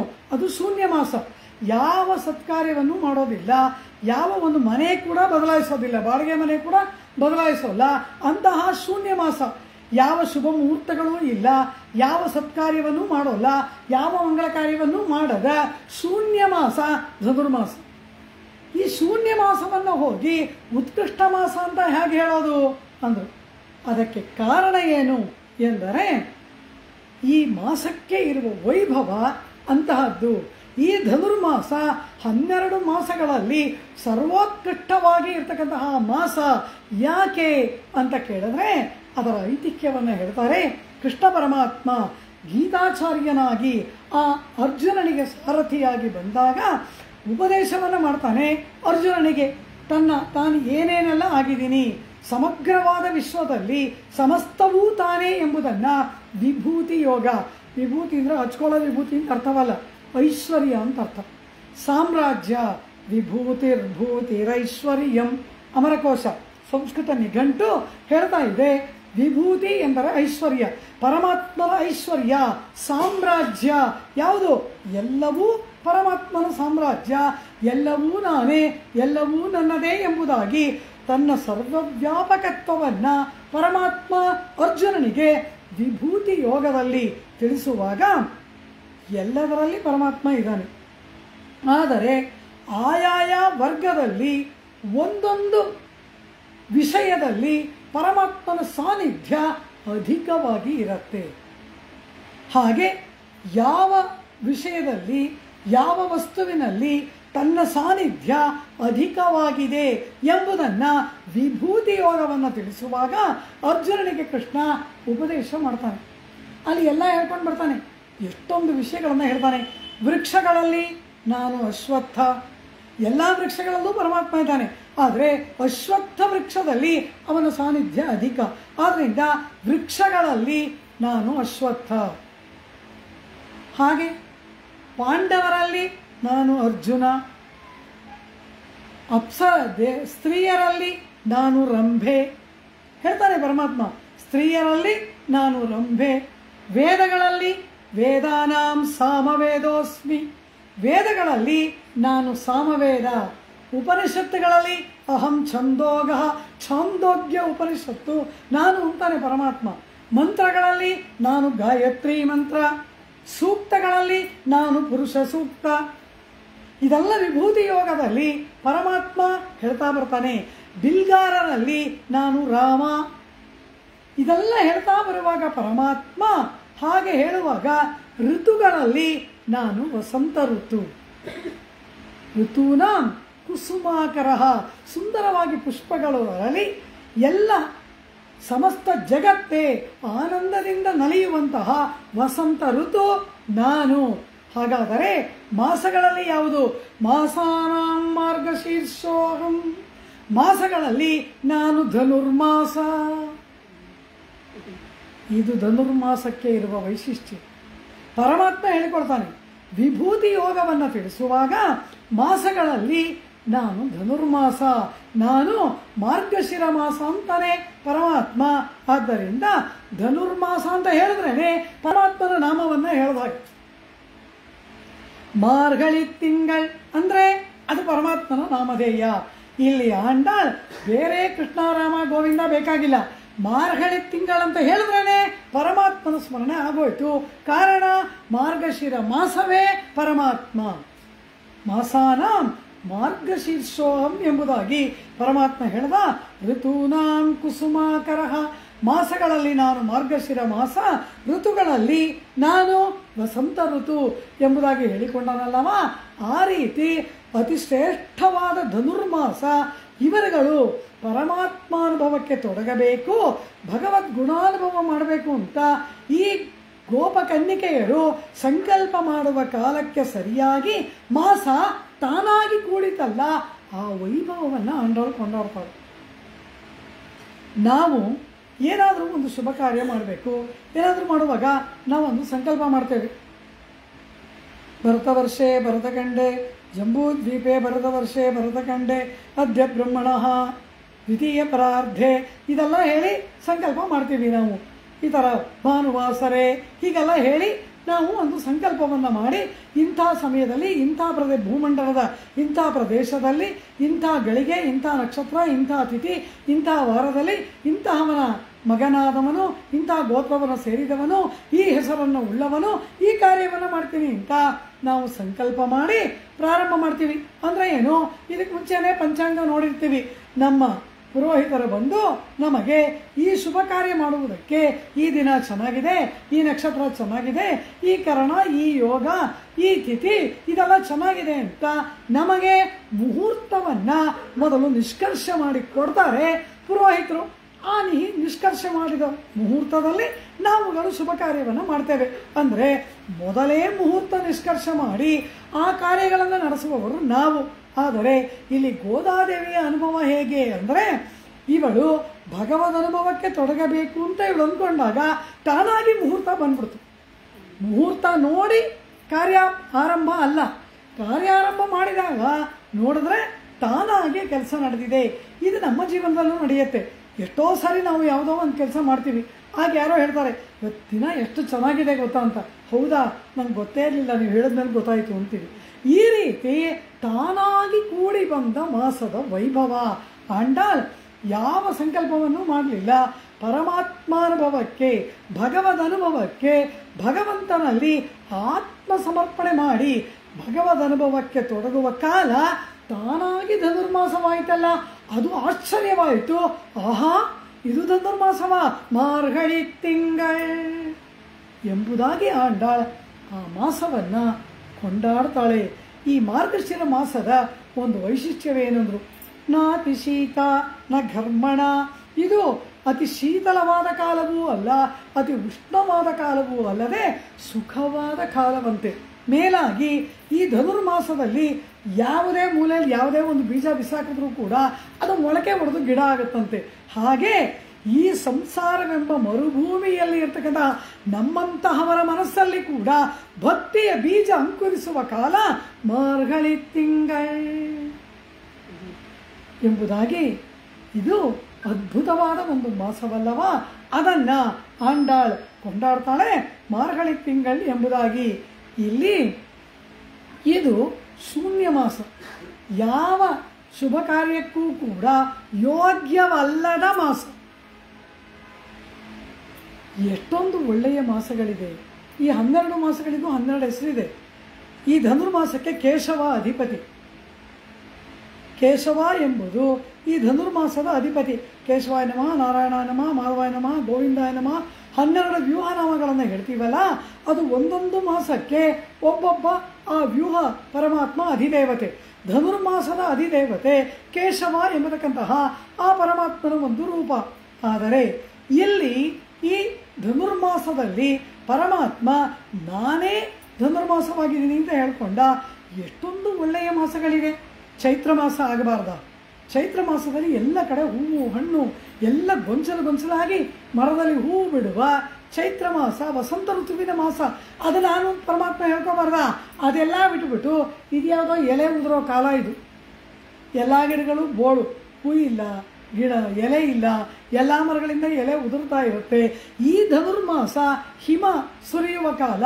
ಇದನ್ನು ಹೋಗಿ ಪರಮಾತ್ಮ ನಾನು ಅಂತ ಹೇಳ್ಕೊಂಡನಲ್ಲ ಎಂದರೆ, ಆ ನಾನು ಅಂತ ಹೇಳಿಕೊಂಡ ಆ ಮಾಸವನ್ನು ಈ ಆಂಡಾಳ್ ಕೊಂಡಾಡ್ತಾಳಲ್ಲ ಮಾರ್ಗಳಿ ತಿಂಗಳ್ ಎಂಬುದಾಗಿ. ವಾಲ್ಮೀಕಿ ಭಗವಾನ್ ಶ್ರೀರಾಮಾಯಣ ಗ್ರಂಥವನ್ನು ರಚನೆ ಮಾಡ್ತಾರೆ. ರಾಮನ ಪಟ್ಟಾಭಿಷೇಕದ ವರ್ಣನೆಯನ್ನು ಮಾಡ್ತಾರೆ. ಮೊದಲ ಬಾರಿ ಪಟ್ಟಾಭಿಷೇಕವಾಗುತ್ತಲ್ಲ, ದಶರಥ ವಸಿಷ್ಠರನ್ನು ಕರೆದು ಮುಹೂರ್ತವನ್ನು ಇಡಿಸಿ ರಾಮ ಪಟ್ಟಾಭಿಷೇಕ ಮಾಡಬೇಕು ಅಂತ ಮುಹೂರ್ತ ನಿರ್ಣಯ ಮಾಡೋದು ಯಾವಾಗ? ಚೈತ್ರ ಮಾಸದಲ್ಲಿ ರಾಮನ ಪಟ್ಟಾಭಿಷೇಕ. ಪುಷ್ಯ ನಕ್ಷತ್ರ ಆ ಚೈತ್ರ ಮಾಸ. ಆಗ ರಾಮನ ಪಟ್ಟಾಭಿಷೇಕ. ವಸಿಷ್ಠರು ಮುಹೂರ್ತವನ್ನು ಇಟ್ಟರು. ಅದನ್ನು ವರ್ಣನೆ ಮಾಡ್ತಾರೆ ವಾಲ್ಮೀಕಿ. ರಾಮ ಪಟ್ಟಾಭಿಷೇಕವನ್ನು ವರ್ಣನೆ ಮಾಡುವ ಕಾಲದಲ್ಲಿ ಈ ವಾಲ್ಮೀಕಿಗಳು ಅಯೋಧ್ಯಾನಗರದ ಸೊಬಗನ್ನು ಬಿಟ್ಬಿಟ್ರು, ರಾಮನ ವೈಭವ ಬಿಟ್ಬಿಟ್ರು. ಏನು ವರ್ಣನೆ ಮಾಡ್ತಾ ಇದ್ದಾರೆ? ಚೈತ್ರ ಶ್ರೀಮಾನಯಂ ಮಾಸಃ ಪುಣ್ಯ ಪುಷ್ಪಿತ ಕಾನನಃ. ವಾಲ್ಮೀಕಿ ಹೇಳುವ ಮಾತು. ಆಹಾ, ಏನು ಹೇಳೋಣ? ಚೈತ್ರ ಮಾಸದ ವೈಭವವನ್ನು, ಮಾಸವನ್ನು ಕೊಂಡಾಡ್ತಾ ಇದ್ದಾರೆ. ರಾಮನ್ ಬಿಟ್ಟರು, ರಾಮನ ಪಟ್ಟಾಭಿಷೇಕ ಬಿಟ್ಟರು, ಅಯೋಧ್ಯೆ ಬಿಟ್ಟರು, ದಶರಥನ ಬಿಟ್ಟರು. ಚೈತ್ರ ಶ್ರೀಮಾನೆ, ಈ ಚೈತ್ರ ಮಾಸ ಶ್ರೀಮಂತವಾದ ಮಾಸ ಎಂಬುದಾಗಿ ಮಾಸವನ್ನು ಕೊಂಡಾಡ್ತಾರೆ ವಾಲ್ಮೀಕಿ ಭಗವಾನ್. ಯಾಕೆ ಎಂದರು? ರಾಮನ ಪಟ್ಟಾಭಿಷೇಕದ ಮುಹೂರ್ತವನ್ನೊಳಗೊಂಡ ಮಾಸ. ಉಳಿದ ಮಾಸಗಳಿಗೆ ಈ ಭಾಗ್ಯ ಸಿಗ್ತಾ ಇಲ್ವಲ್ಲ. ಆ ಭಾಗ್ಯ ಸಿಕ್ಕಿದ್ದು ಯಾವ ಮಾಸಕ್ಕೆ? ಚೈತ್ರ ಮಾಸಕ್ಕಲ್ಲವ. ಅದರಿಂದ ಇದು ಶ್ರೀಮಂತವಾದ ಮಾಸ ಎಂಬುದಾಗಿ ರಾಮ ಪಟ್ಟಾಭಿಷೇಕದ ಮುಹೂರ್ತವನ್ನು ಒಳಗೊಂಡ ಮಾಸವಾದ್ದರಿಂದ ಇದು ಶ್ರೀಮಂತವಾದ ಮಾಸ, ಸಂಪದ್ಭರಿತವಾದ ಮಾಸ, ಲೋಕಕ್ಕೆ ಮಂಗಳವನ್ನುಂಟು ಮಾಡುವ ಮಾಸ. ಶ್ರೀಮಾನ್ ಶಬ್ದಕ್ಕೆ 100 ಪುಟಗಳ ವ್ಯಾಖ್ಯಾನ ಮಾಡಬಹುದು. ಎಲ್ಲ ವಿಧದಲ್ಲಿ ಮಂಗಳವನ್ನು ಉಂಟು ಮಾಡುವ ಶ್ರೀಮಂತವಾದ ಮಾಸ ಎಂಬುದಾಗಿ ಅಲ್ಲಿ ವಾಲ್ಮೀಕಿ ಭಗವಾನ್ ಆ ಚೈತ್ರ ಮಾಸವನ್ನು ಕೊಂಡಾಡಿದಂತೆ ಅಲ್ಲಿ ರಾಮ ರಾಜನಾಗಿ ಪ್ರಜೆಗಳನ್ನು ಪಡೆದುಕೊಳ್ಳುವ ಮಾಸ. ಪ್ರಜೆಗಳೆಲ್ಲ ಅವನ ಸೊತ್ತಿನಂತೆ. ಆ ಸೊತ್ತಾದ ಪ್ರಜೆಗಳನ್ನು ಪ್ರಭುವಾಗಿ ಪಡೆದುಕೊಳ್ಳುವುದು ಚೈತ್ರ ಮಾಸ. ಇಲ್ಲಿ ಪ್ರಜೆಗಳಾದ ನಾವೆಲ್ಲರೂ ಪ್ರಭುವಾದ ಪರಮಾತ್ಮನನ್ನು ಪಡೆಯುವ ಮಾಸ ಮಾರ್ಗಳಿ ತಿಂಗಳ್. ಅದ್ಭುತವಾಗಿ ವ್ಯಾಖ್ಯಾನ ಮಾಡ್ತಾರೆ. ಹೀಗೆ ಸಮಸ್ತ ಜೀವರಾಶಿಗಳು ಕೂಡ ಪರಮಾತ್ಮನನ್ನು ಪಡೆದು ಪರಮಾತ್ಮನ ಗುಣಾನುಭವ ಮಾಡಿ ಪರಮಾತ್ಮನಲ್ಲಿ ಆತ್ಮಸಮರ್ಪಣೆ ಮಾಡಿಕೊಳ್ಳತಕ್ಕಂತಹ ಅತ್ಯುತ್ಕೃಷ್ಟವಾದ ಮಾಸ ತಾನಾಗಿ ಕೂಡಿ ಬಂದಿತಲ್ಲವ. ತಾನು ಸಂಕಲ್ಪ ಮಾಡಲಿಲ್ಲ, ಭಗವತ್ ಸಂಕಲ್ಪದಿಂದ ಕೂಡಿ ಬಂದಿತು. ಹಾಗೆ ಕೂಡಿ ಬಂದಂತಹ ವಿಶೇಷವನ್ನ, ವೈಭವವನ್ನ ಆಶ್ಚರ್ಯಕರವಾಗಿ ಅಂಡಾಳು ಅನುಭವಿಸ್ತಾಳೆ. ಮಾರ್ಗಳಿ ತಿಂಗಳ್, ಈ ಮಾರ್ಗಶಿರ ಮಾಸ ಶೂನ್ಯ ಮಾಸವಲ್ಲವ. ಏನಿದೆ, ಯಾವ ಶುಭ ಕಾರ್ಯಕ್ಕೂ ಯೋಗ್ಯವಲ್ಲದ್ದು ಈ ಮಾಸ. ಈ ಪರಮಾತ್ಮ ಅದು ನಾನು ಅಂತಾನಲ್ಲ, ಬೇರೆ ಒಳ್ಳೊಳ್ಳೆ ಎಷ್ಟೋ ಮಾಸಗಳಿಲ್ವಾ, ಅದೆಲ್ಲ ನಾನು ಅನ್ಬಾರ್ದ ಪರಮಾತ್ಮ ಅಂದರು. ಇಲ್ಲ, ಅವನಿಗೆ ಇದೇ ತಾನಾಗಬೇಕು ಅಂತ ಇಷ್ಟ. ಕಾರಣ ಏನು ಅಂದರೆ, ಈ ಮಾಸದಲ್ಲಿ ಯಾರು ಯಾವ ಸ್ವಂತದ ಕೆಲಸವನ್ನು ಮಾಡೋದು, ಕಾರಣ ಯಾವ ಶುಭ ಕಾರ್ಯವನ್ನು ಮಾಡೋ ಹಾಗಿಲ್ಲ. ಆದ್ದರಿಂದ ತಮ್ಮ ಚಿಂತೆ, ತಮ್ಮ ಪರಿವಾರದ ಚಿಂತೆ, ಏನೇನೋ ಉತ್ಸವಾದಿಗಳನ್ನು ಮಾಡುವ ಚಿಂತೆ ಇವನಿಗಿಲ್ಲ. ಇವನ ಮನಸ್ಸು ಪೂರ್ಣವಾಗಿ ಪರಮಾತ್ಮನ ಕಡೆಗೆ ಕೇಂದ್ರೀಕರಣ ಮಾಡುವುದಕ್ಕೆ ಯೋಗ್ಯವಾದ ಕಾಲ. ನಮ್ಮದೇನಾದರೂ ಬಂದ್ಬಿಟ್ರೆ ನಾವು ಅವನನ್ನು ಬಿಟ್ಬಿಡ್ತೀವಲ್ವಾ. ಈಗ ನಮ್ಮದೇನೂ ಇಲ್ವಲ್ಲ, ಇಲ್ಲಿ ಬಂದು ಕೂತ್ಕೊಳ್ತೀವಿ. ಇದೆಲ್ಲವಾ ನಮ್ಮ ಸ್ವಭಾವ. ನಮ್ಮ ಕಾರ್ಯವಿದ್ದರೆ ನಮಗೆ ಅದರ ಕಡೆಗೆ ಗಮನ ಹೋಗುತ್ತೆ. ಈಗ ಏನೂ ಮಾಡುವುದಕ್ಕೆ ಇಲ್ಲದ ವಿರಾಮಕಾರವಾದ್ದರಿಂದ ಬೆಳಗಿನ ಜಾವ 4 ಗಂಟೆಗೆ ಏಳಬಹುದು, ದೇವಾಲಯಗಳಿಗೆ ಹೋಗ್ಬೋದು, ಅಲ್ಲಿ ಪರಮಾತ್ಮನ ಆರಾಧನೆಯಲ್ಲಿ ಭಾಗವಹಿಸ್ಬೋದು, ಎಲ್ಲ ಪರಮಾತ್ಮನ ಕೃಪೆಗೆ ಪಾತ್ರರಾಗಬಹುದಲ್ಲವಾ. ಈ ರೀತಿ ನಾವೆಲ್ಲ ಕೈಬಿಟ್ಟ ಮಾಸ ಇದು. ನಮಗೆ ಯೋಗ್ಯವಲ್ಲ, ಶುಭ ಕಾಲಕ್ಕೆ ಶುಭ ಕಾರ್ಯಕ್ಕೆ ಯೋಗ್ಯವಲ್ಲ ಅಂತ ನಾವು ಕೈ ಬಿಟ್ವಿ. ಪರಮಾತ್ಮ ಅದನ್ನು ಹಿಡ್ಕೊಂಡು. ಕಾರಣ ಏನು? ನನ್ನದು ಅಂತ ಬಿಟ್ರೆ ಅದನ್ನು ಪರಮಾತ್ಮ ಸ್ವೀಕಾರ ಮಾಡೋದು. ನಾವು ನನ್ನದಲ್ಲ ಅಂತ ಯಾವುದನ್ನು ಬಿಡ್ತೀವಿ ಅದು ಪರಮಾತ್ಮನಿಗೆ ಬೇಕು. ದೃಷ್ಟಾಂತ ಕೊಡ್ತಾರೆ. ಶ್ರೀರಾಮಚಂದ್ರ ನವಮಿ ತಿಥಿಯಲ್ಲಿ ಅವತರಿಸಿದ, ಕೃಷ್ಣ ಪರಮಾತ್ಮ ಅಷ್ಟಮಿ ತಿಥಿಯಲ್ಲಿ ಅವತರಿಸಿದ. ಅಷ್ಟಮಿ ನವಮಿ ಎರಡೂ ಕೂಡ ಶೂನ್ಯ ತಿಥಿಗಳು. ಶುಭ ಕಾರ್ಯ ಮಾಡಬಾರದು, ಒಂದು ಪ್ರಯಾಣ ಕೂಡ ಹೊರಡಬಾರದು. ಎಲ್ಲಿ ಅಷ್ಟಮಿ ನವಮಿಯಲ್ಲಿ ಕೂಡುದು, ಅಷ್ಟಮಿ ಅನಧ್ಯಯನ. ಅಷ್ಟಮಿ ನವಮಿ ತಿಥಿಗಳು ಶೂನ್ಯ ತಿಥಿಗಳು. ಅಂದರೆ ಏನರ್ಥ? ಶುಭ ಕಾರ್ಯಕ್ಕೆ ಯೋಗ್ಯವಲ್ಲದ ತಿಥಿ ಅಷ್ಟಮಿ ನವಮಿ. ಪರಮಾತ್ಮ ನೋಡ್ದ, ನಿನಗೆ ಅಷ್ಟಮಿ ಬೇಡವಾ, ನಿನಗೆ ನವಮಿ ಬೇಡವಾ, ನಾನು ಅವತ್ತೇ ಹುಡ್ತೀನಿ ಇಂದ. ನನ್ನದು ಅಂತ ಅಭಿಮಾನಿಸಿಬಿಟ್ರೆ ಅದು ಪರಮಾತ್ಮನಿಗೆ ಯೋಗ್ಯವಲ್ಲ. ನನ್ನದು ಅಂದರೆ ಅದು ಎಂಜಲಾಗ್ಬಿಡ್ತು, ನಾನು ಅಂದರೆ ಅದು ಕೆಟ್ಟು ಹೋಯ್ತು. ಇದು ಎರಡು ಎಲ್ಲಿ ಇಲ್ಲ ಅದು ಪರಮಾತ್ಮನಿಗೆ ಪ್ರಿಯ. ಅಷ್ಟಮಿ ತಿಥಿ ನಾವು ಯಾವ ಶುಭ ಕಾರ್ಯಕ್ಕೂ ಯೋಗ್ಯವಲ್ಲ ಅಂತ ನಾವು ಕೈ ಬಿಟ್ವಿ. ಪರಮಾತ್ಮ ಅದೇ ಅಷ್ಟಮಿನೆಲ್ಲ ಅವತಾರ ಮಾಡಿದ ಕೃಷ್ಣನಾಗಿ. ನವಮಿ ತಿಥಿ ಶುಭ ಕಾರ್ಯಕ್ಕೆ ಯೋಗ್ಯವಲ್ಲ ಅಂತ ನಾವು ಬಿಟ್ವಿ. ನಾನು ಆವಾಗಲೇ ಹುಡ್ತೀನಿ ಇಂದ ಚೈತ್ರೇ ನವಮಿಕೆ ತಿಥೌ, ರಾಮ ನವಮಿಯಲ್ಲೇ ಹುಟ್ಟಿ. ಹೀಗೆ ನಮ್ಮದು ಎಂಬುದರಿಂದ ನಮ್ಮ ದುರಭಿಮಾನಕ್ಕೆ ಒಂದು ವಸ್ತು ವಿಷಯವಾಗಿ ಬಿಟ್ಟರೆ ಪರಮಾತ್ಮ ಅದನ್ನು ಸ್ವೀಕಾರ ಮಾಡೋಲ್ಲ. ನನ್ನ ಆತ್ಮ, ನಾನು, ನನ್ನದು ಅಂದರೆ ನಮ್ಮನ್ನು ಕೈ ಬಿಟ್ಬಿಡ್ತಾನೆ. ಹೇ ಭಗವನ್, ಈ ಆತ್ಮ ನಿನ್ನದು, ನಿನ್ನ ವಸ್ತು ಅಂತ ಹೇಳಿ ಆತ್ಮವನ್ನು ಅವನಿಗೆ ಸಮರ್ಪಣೆ ಮಾಡಿದ್ರೆ ಅವನ ಅಂಗೀಕಾರ ಮಾಡ್ತಾನೆ. ಈ ಆತ್ಮಕ್ಕೆ ನಾನೇ ಒಡೆಯ, ನಂದು, ನಾನು ಅಂದರೆ ಇಲ್ಲ ಸಂಸಾರದಲ್ಲಿ ಬಿದ್ದಿರು. ಕ್ಷಿಪಾಮಿ ಅಜಸ್ರಂ ಆಸುರೀಶ್ವೇವ ಯೋನಿಸು, ಆಸುರಿ ಯೋನಿಯಲ್ಲಿ ಅನವರ್ತ ಬಿಸಾಡ್ತೀನಿ ಅಂದ್ಬಿಟ್ಟ ಗೀತೆಯಲ್ಲಿ ಪರಮಾತ್ಮ. ಕಾರಣ ಏನು? ನಾನು ನಂದು ಅಂತ ಅಂದ್ಕೊಂಡ್ರೆ ಬಿಸಾಡ್ತಾನೆ. ಪರಮಾತ್ಮ ಆತ್ಮವಸ್ತು ನಿನ್ನದು, ನಿನಗಾಗಿ ಇರ್ತಕ್ಕಂತಹದ್ದು, ನಿನ್ನ ಸೇವೆಗಾಗಿ ಇರುವುದು. ಆತ್ಮ ಅಂದರೆ ಕೈ ಹಿಡಿದು ಕರ್ಕೊಂಡು ಹೋಗ್ತಾನೆ ಮೋಕ್ಷ ಸಾಮ್ರಾಜ್ಯಕ್ಕೆ. ಯಶೋಧಾದೇವಿ ಕೃಷ್ಣ ಪರಮಾತ್ಮನನ್ನು ಕಟ್ಟಿ ಹಾಕ್ತಾಳೆ. ಉಲೂಕ ಬಂಧನ ಈ ಚರಿತ್ರೆ ಎಲ್ಲರಿಗೆ ಗೊತ್ತು, ಸಣ್ಣ ಮಕ್ಕಳಿಗೆ ಕೂಡ ಗೊತ್ತು. ಕೃಷ್ಣನ ಉರುಳಲ್ಲಿ ಕಟ್ಟಾಕದ್ದಲ್ವಾ ಯಶೋದೆ ಎಂಬುದಾಗಿ ಬಹಳ ಆಸೆಯಿಂದ ಮಕ್ಕಳು ಆ ಕಥೆಯನ್ನು ಕೇಳುತ್ತವೆ.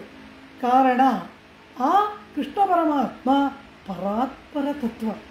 ಯಾರವನು? ಬ್ರಹ್ಮಣ್ಯೋ ದೇವಕೀ ಪುತ್ರೋ ಬ್ರಹ್ಮಣ್ಯೋ ಮಧುಸೂದನೋ. ಉಪನಿಷತ್ ಹೇಳ್ತು, ಓ ಋಷಿ ಸಂಕುಲವೇ, ಓ ಋಷಿ ಮಹಾಋಷಿಗಳೇ, ಪರಮಾತ್ಮ ಯಾರು, ಪರಬ್ರಹ್ಮ ಯಾರು ಎಂಬುದಾಗಿ ನಿಮಗೇನಾದರೂ ಸಂದೇಹವಿದೆಯಾ? ನಿಮಗೇನಾದರೂ ಅದರಲ್ಲಿ ಅನುಮಾನವಿದೆಯಾ? ಹಾಗಾದರೆ ಮೊದಲು ತೆಗೆದುಕೊಳ್ಳಿ, ದೇವಕಿಯ ಗರ್ಭ ಸಂಜಾತನ್ಯಾವನೋ ಅವನೇ ಪರತತ್ವ. ಇದು ವೇದ ಹೇಳ್ತಾ ಇದೆ. ಏನೋ ಭಾಗವತವೋ ರಾಮಾಯಣವೋ 18 ಪುರಾಣವೋ ಹೇಳ್ತಾ ಇಲ್ಲ. ಇವುಗಳಿಗಿಂತ ಮೇಲ್ಪಟ್ಟ ಪ್ರಮಾಣ ವೇದಾಶಾಸ್ತ್ರಂ ಪರಂ ನಾಸ್ತಿ ಎಂಬುದಾಗಿ ಆ ವೇದ ಹೇಳ್ತಾ ಇದೆ. ಬ್ರಹ್ಮಣ್ಯೋ ದೇವಕಿ ಪುತ್ರೋ ಬ್ರಹ್ಮಣ್ಯೋ ಮಧುಸೂದನೋ. ಯಾವನು ಮಧುವೆಂಬ ರಾಕ್ಷಸನನ್ನು ವಧೆ ಮಾಡಿದನೋ ಆ ಹಯಗ್ರೀವನಾದವನೇ ಕೃಷ್ಣಾವತಾರವನ್ನು ಮಾಡಿದಾನೆ. ಅವನೇ ಆ ಪರಾತ್ಪರ ತತ್ವ, ಪರಬ್ರಹ್ಮ ತತ್ವ ಎಂಬುದಾಗಿ ವೇದ ಹೇಳ್ತಾ ಇದೆಯಲ್ಲ. ಹಾಗೆ ವೇದ ಪ್ರತಿಪಾದ್ಯನಾದಂತಹ ಸರ್ವಸ್ಮಾತ್ಪರನಾದ ಪರತತ್ವ ನಮ್ಮ ಮನೆಯ ಅಂಗಳದಲ್ಲಿ ಇಷ್ಟು ಸಣ್ಣ ಮಡಕೆಯಲ್ಲಿ ಬೆಣ್ಣೆ ಕದಿಯುವ ಮಗುವಾಗಿ ಬಂದ ಸೌಲಭ್ಯ. ಅದು ಪರತತ್ವ, ಪರತ್ವ. ಅತ್ಯಂತ ಮೇಲ್ಮಟ್ಟದ ಸರ್ವಜ್ಞನಾಗಿ, ಸರ್ವವ್ಯಾಪಕನಾಗಿ, ಸರ್ವಶಕ್ತನಾಗಿ, ಜಗತ್ತಿನ ಸೃಷ್ಟಿಸ್ಥಿತಿಲಯಗಳಿಗೆ ಕಾರಣಕರ್ತನಾದ ಮಹತ್ತರವಾದ ಪರಮಾತ್ಮ ತತ್ವ ಅದು. ಈಗ ನಮ್ಮ ಮನೆಯ ಅಂಗಳದ ಕೂಸು, ಇದು ಸೌಲಭ್ಯ. ಅತಿ ಸುಲಭನಾಗಿ ನಮ್ಮ ಮನೆಗೆ ಬಂದಿದ್ದಾನಲ್ಲವ, ನಮ್ಮ ತೊಡೆ ಮೇಲೆ ಕೂತ್ಕೊಳ್ತಾನಲ್ಲವ, ನಾನು ಇಟ್ಟ ಮಡಕೆಯಲ್ಲಿದ್ದ ಬೆಣ್ಣೆಯನ್ನು ತಿಂತಾನಲ್ವ. ಇದು ಸೌಲಭ್ಯದ ಪರಾಕಾಷ್ಠೆ, ಅದು ಪರತ್ವದ ಪರಾಕಾಷ್ಠೆ. ಆ ಪರತ್ವ ಇಷ್ಟು ಸುಲಭನಾಗಿ ಬಂದಿದ್ದಾನಲ್ಲವ. ಹೀಗೆ ಬಂದಂತಹ ಪರಮಾತ್ಮ ಅತಿ ಸುಲಭನಾಗಿ ಬಂದ. ಹಾಗೆ ಬಂದದ್ದು ಯಾಕೆ? ನಾನು ಎಲ್ಲರಿಗೂ ದೊರೆಯುವ ವಸ್ತು, ನಾನು ನಿಮ್ಮನ್ನು ಪಡೆದುಕೊಳ್ಳುವುದಕ್ಕಾಗಿ.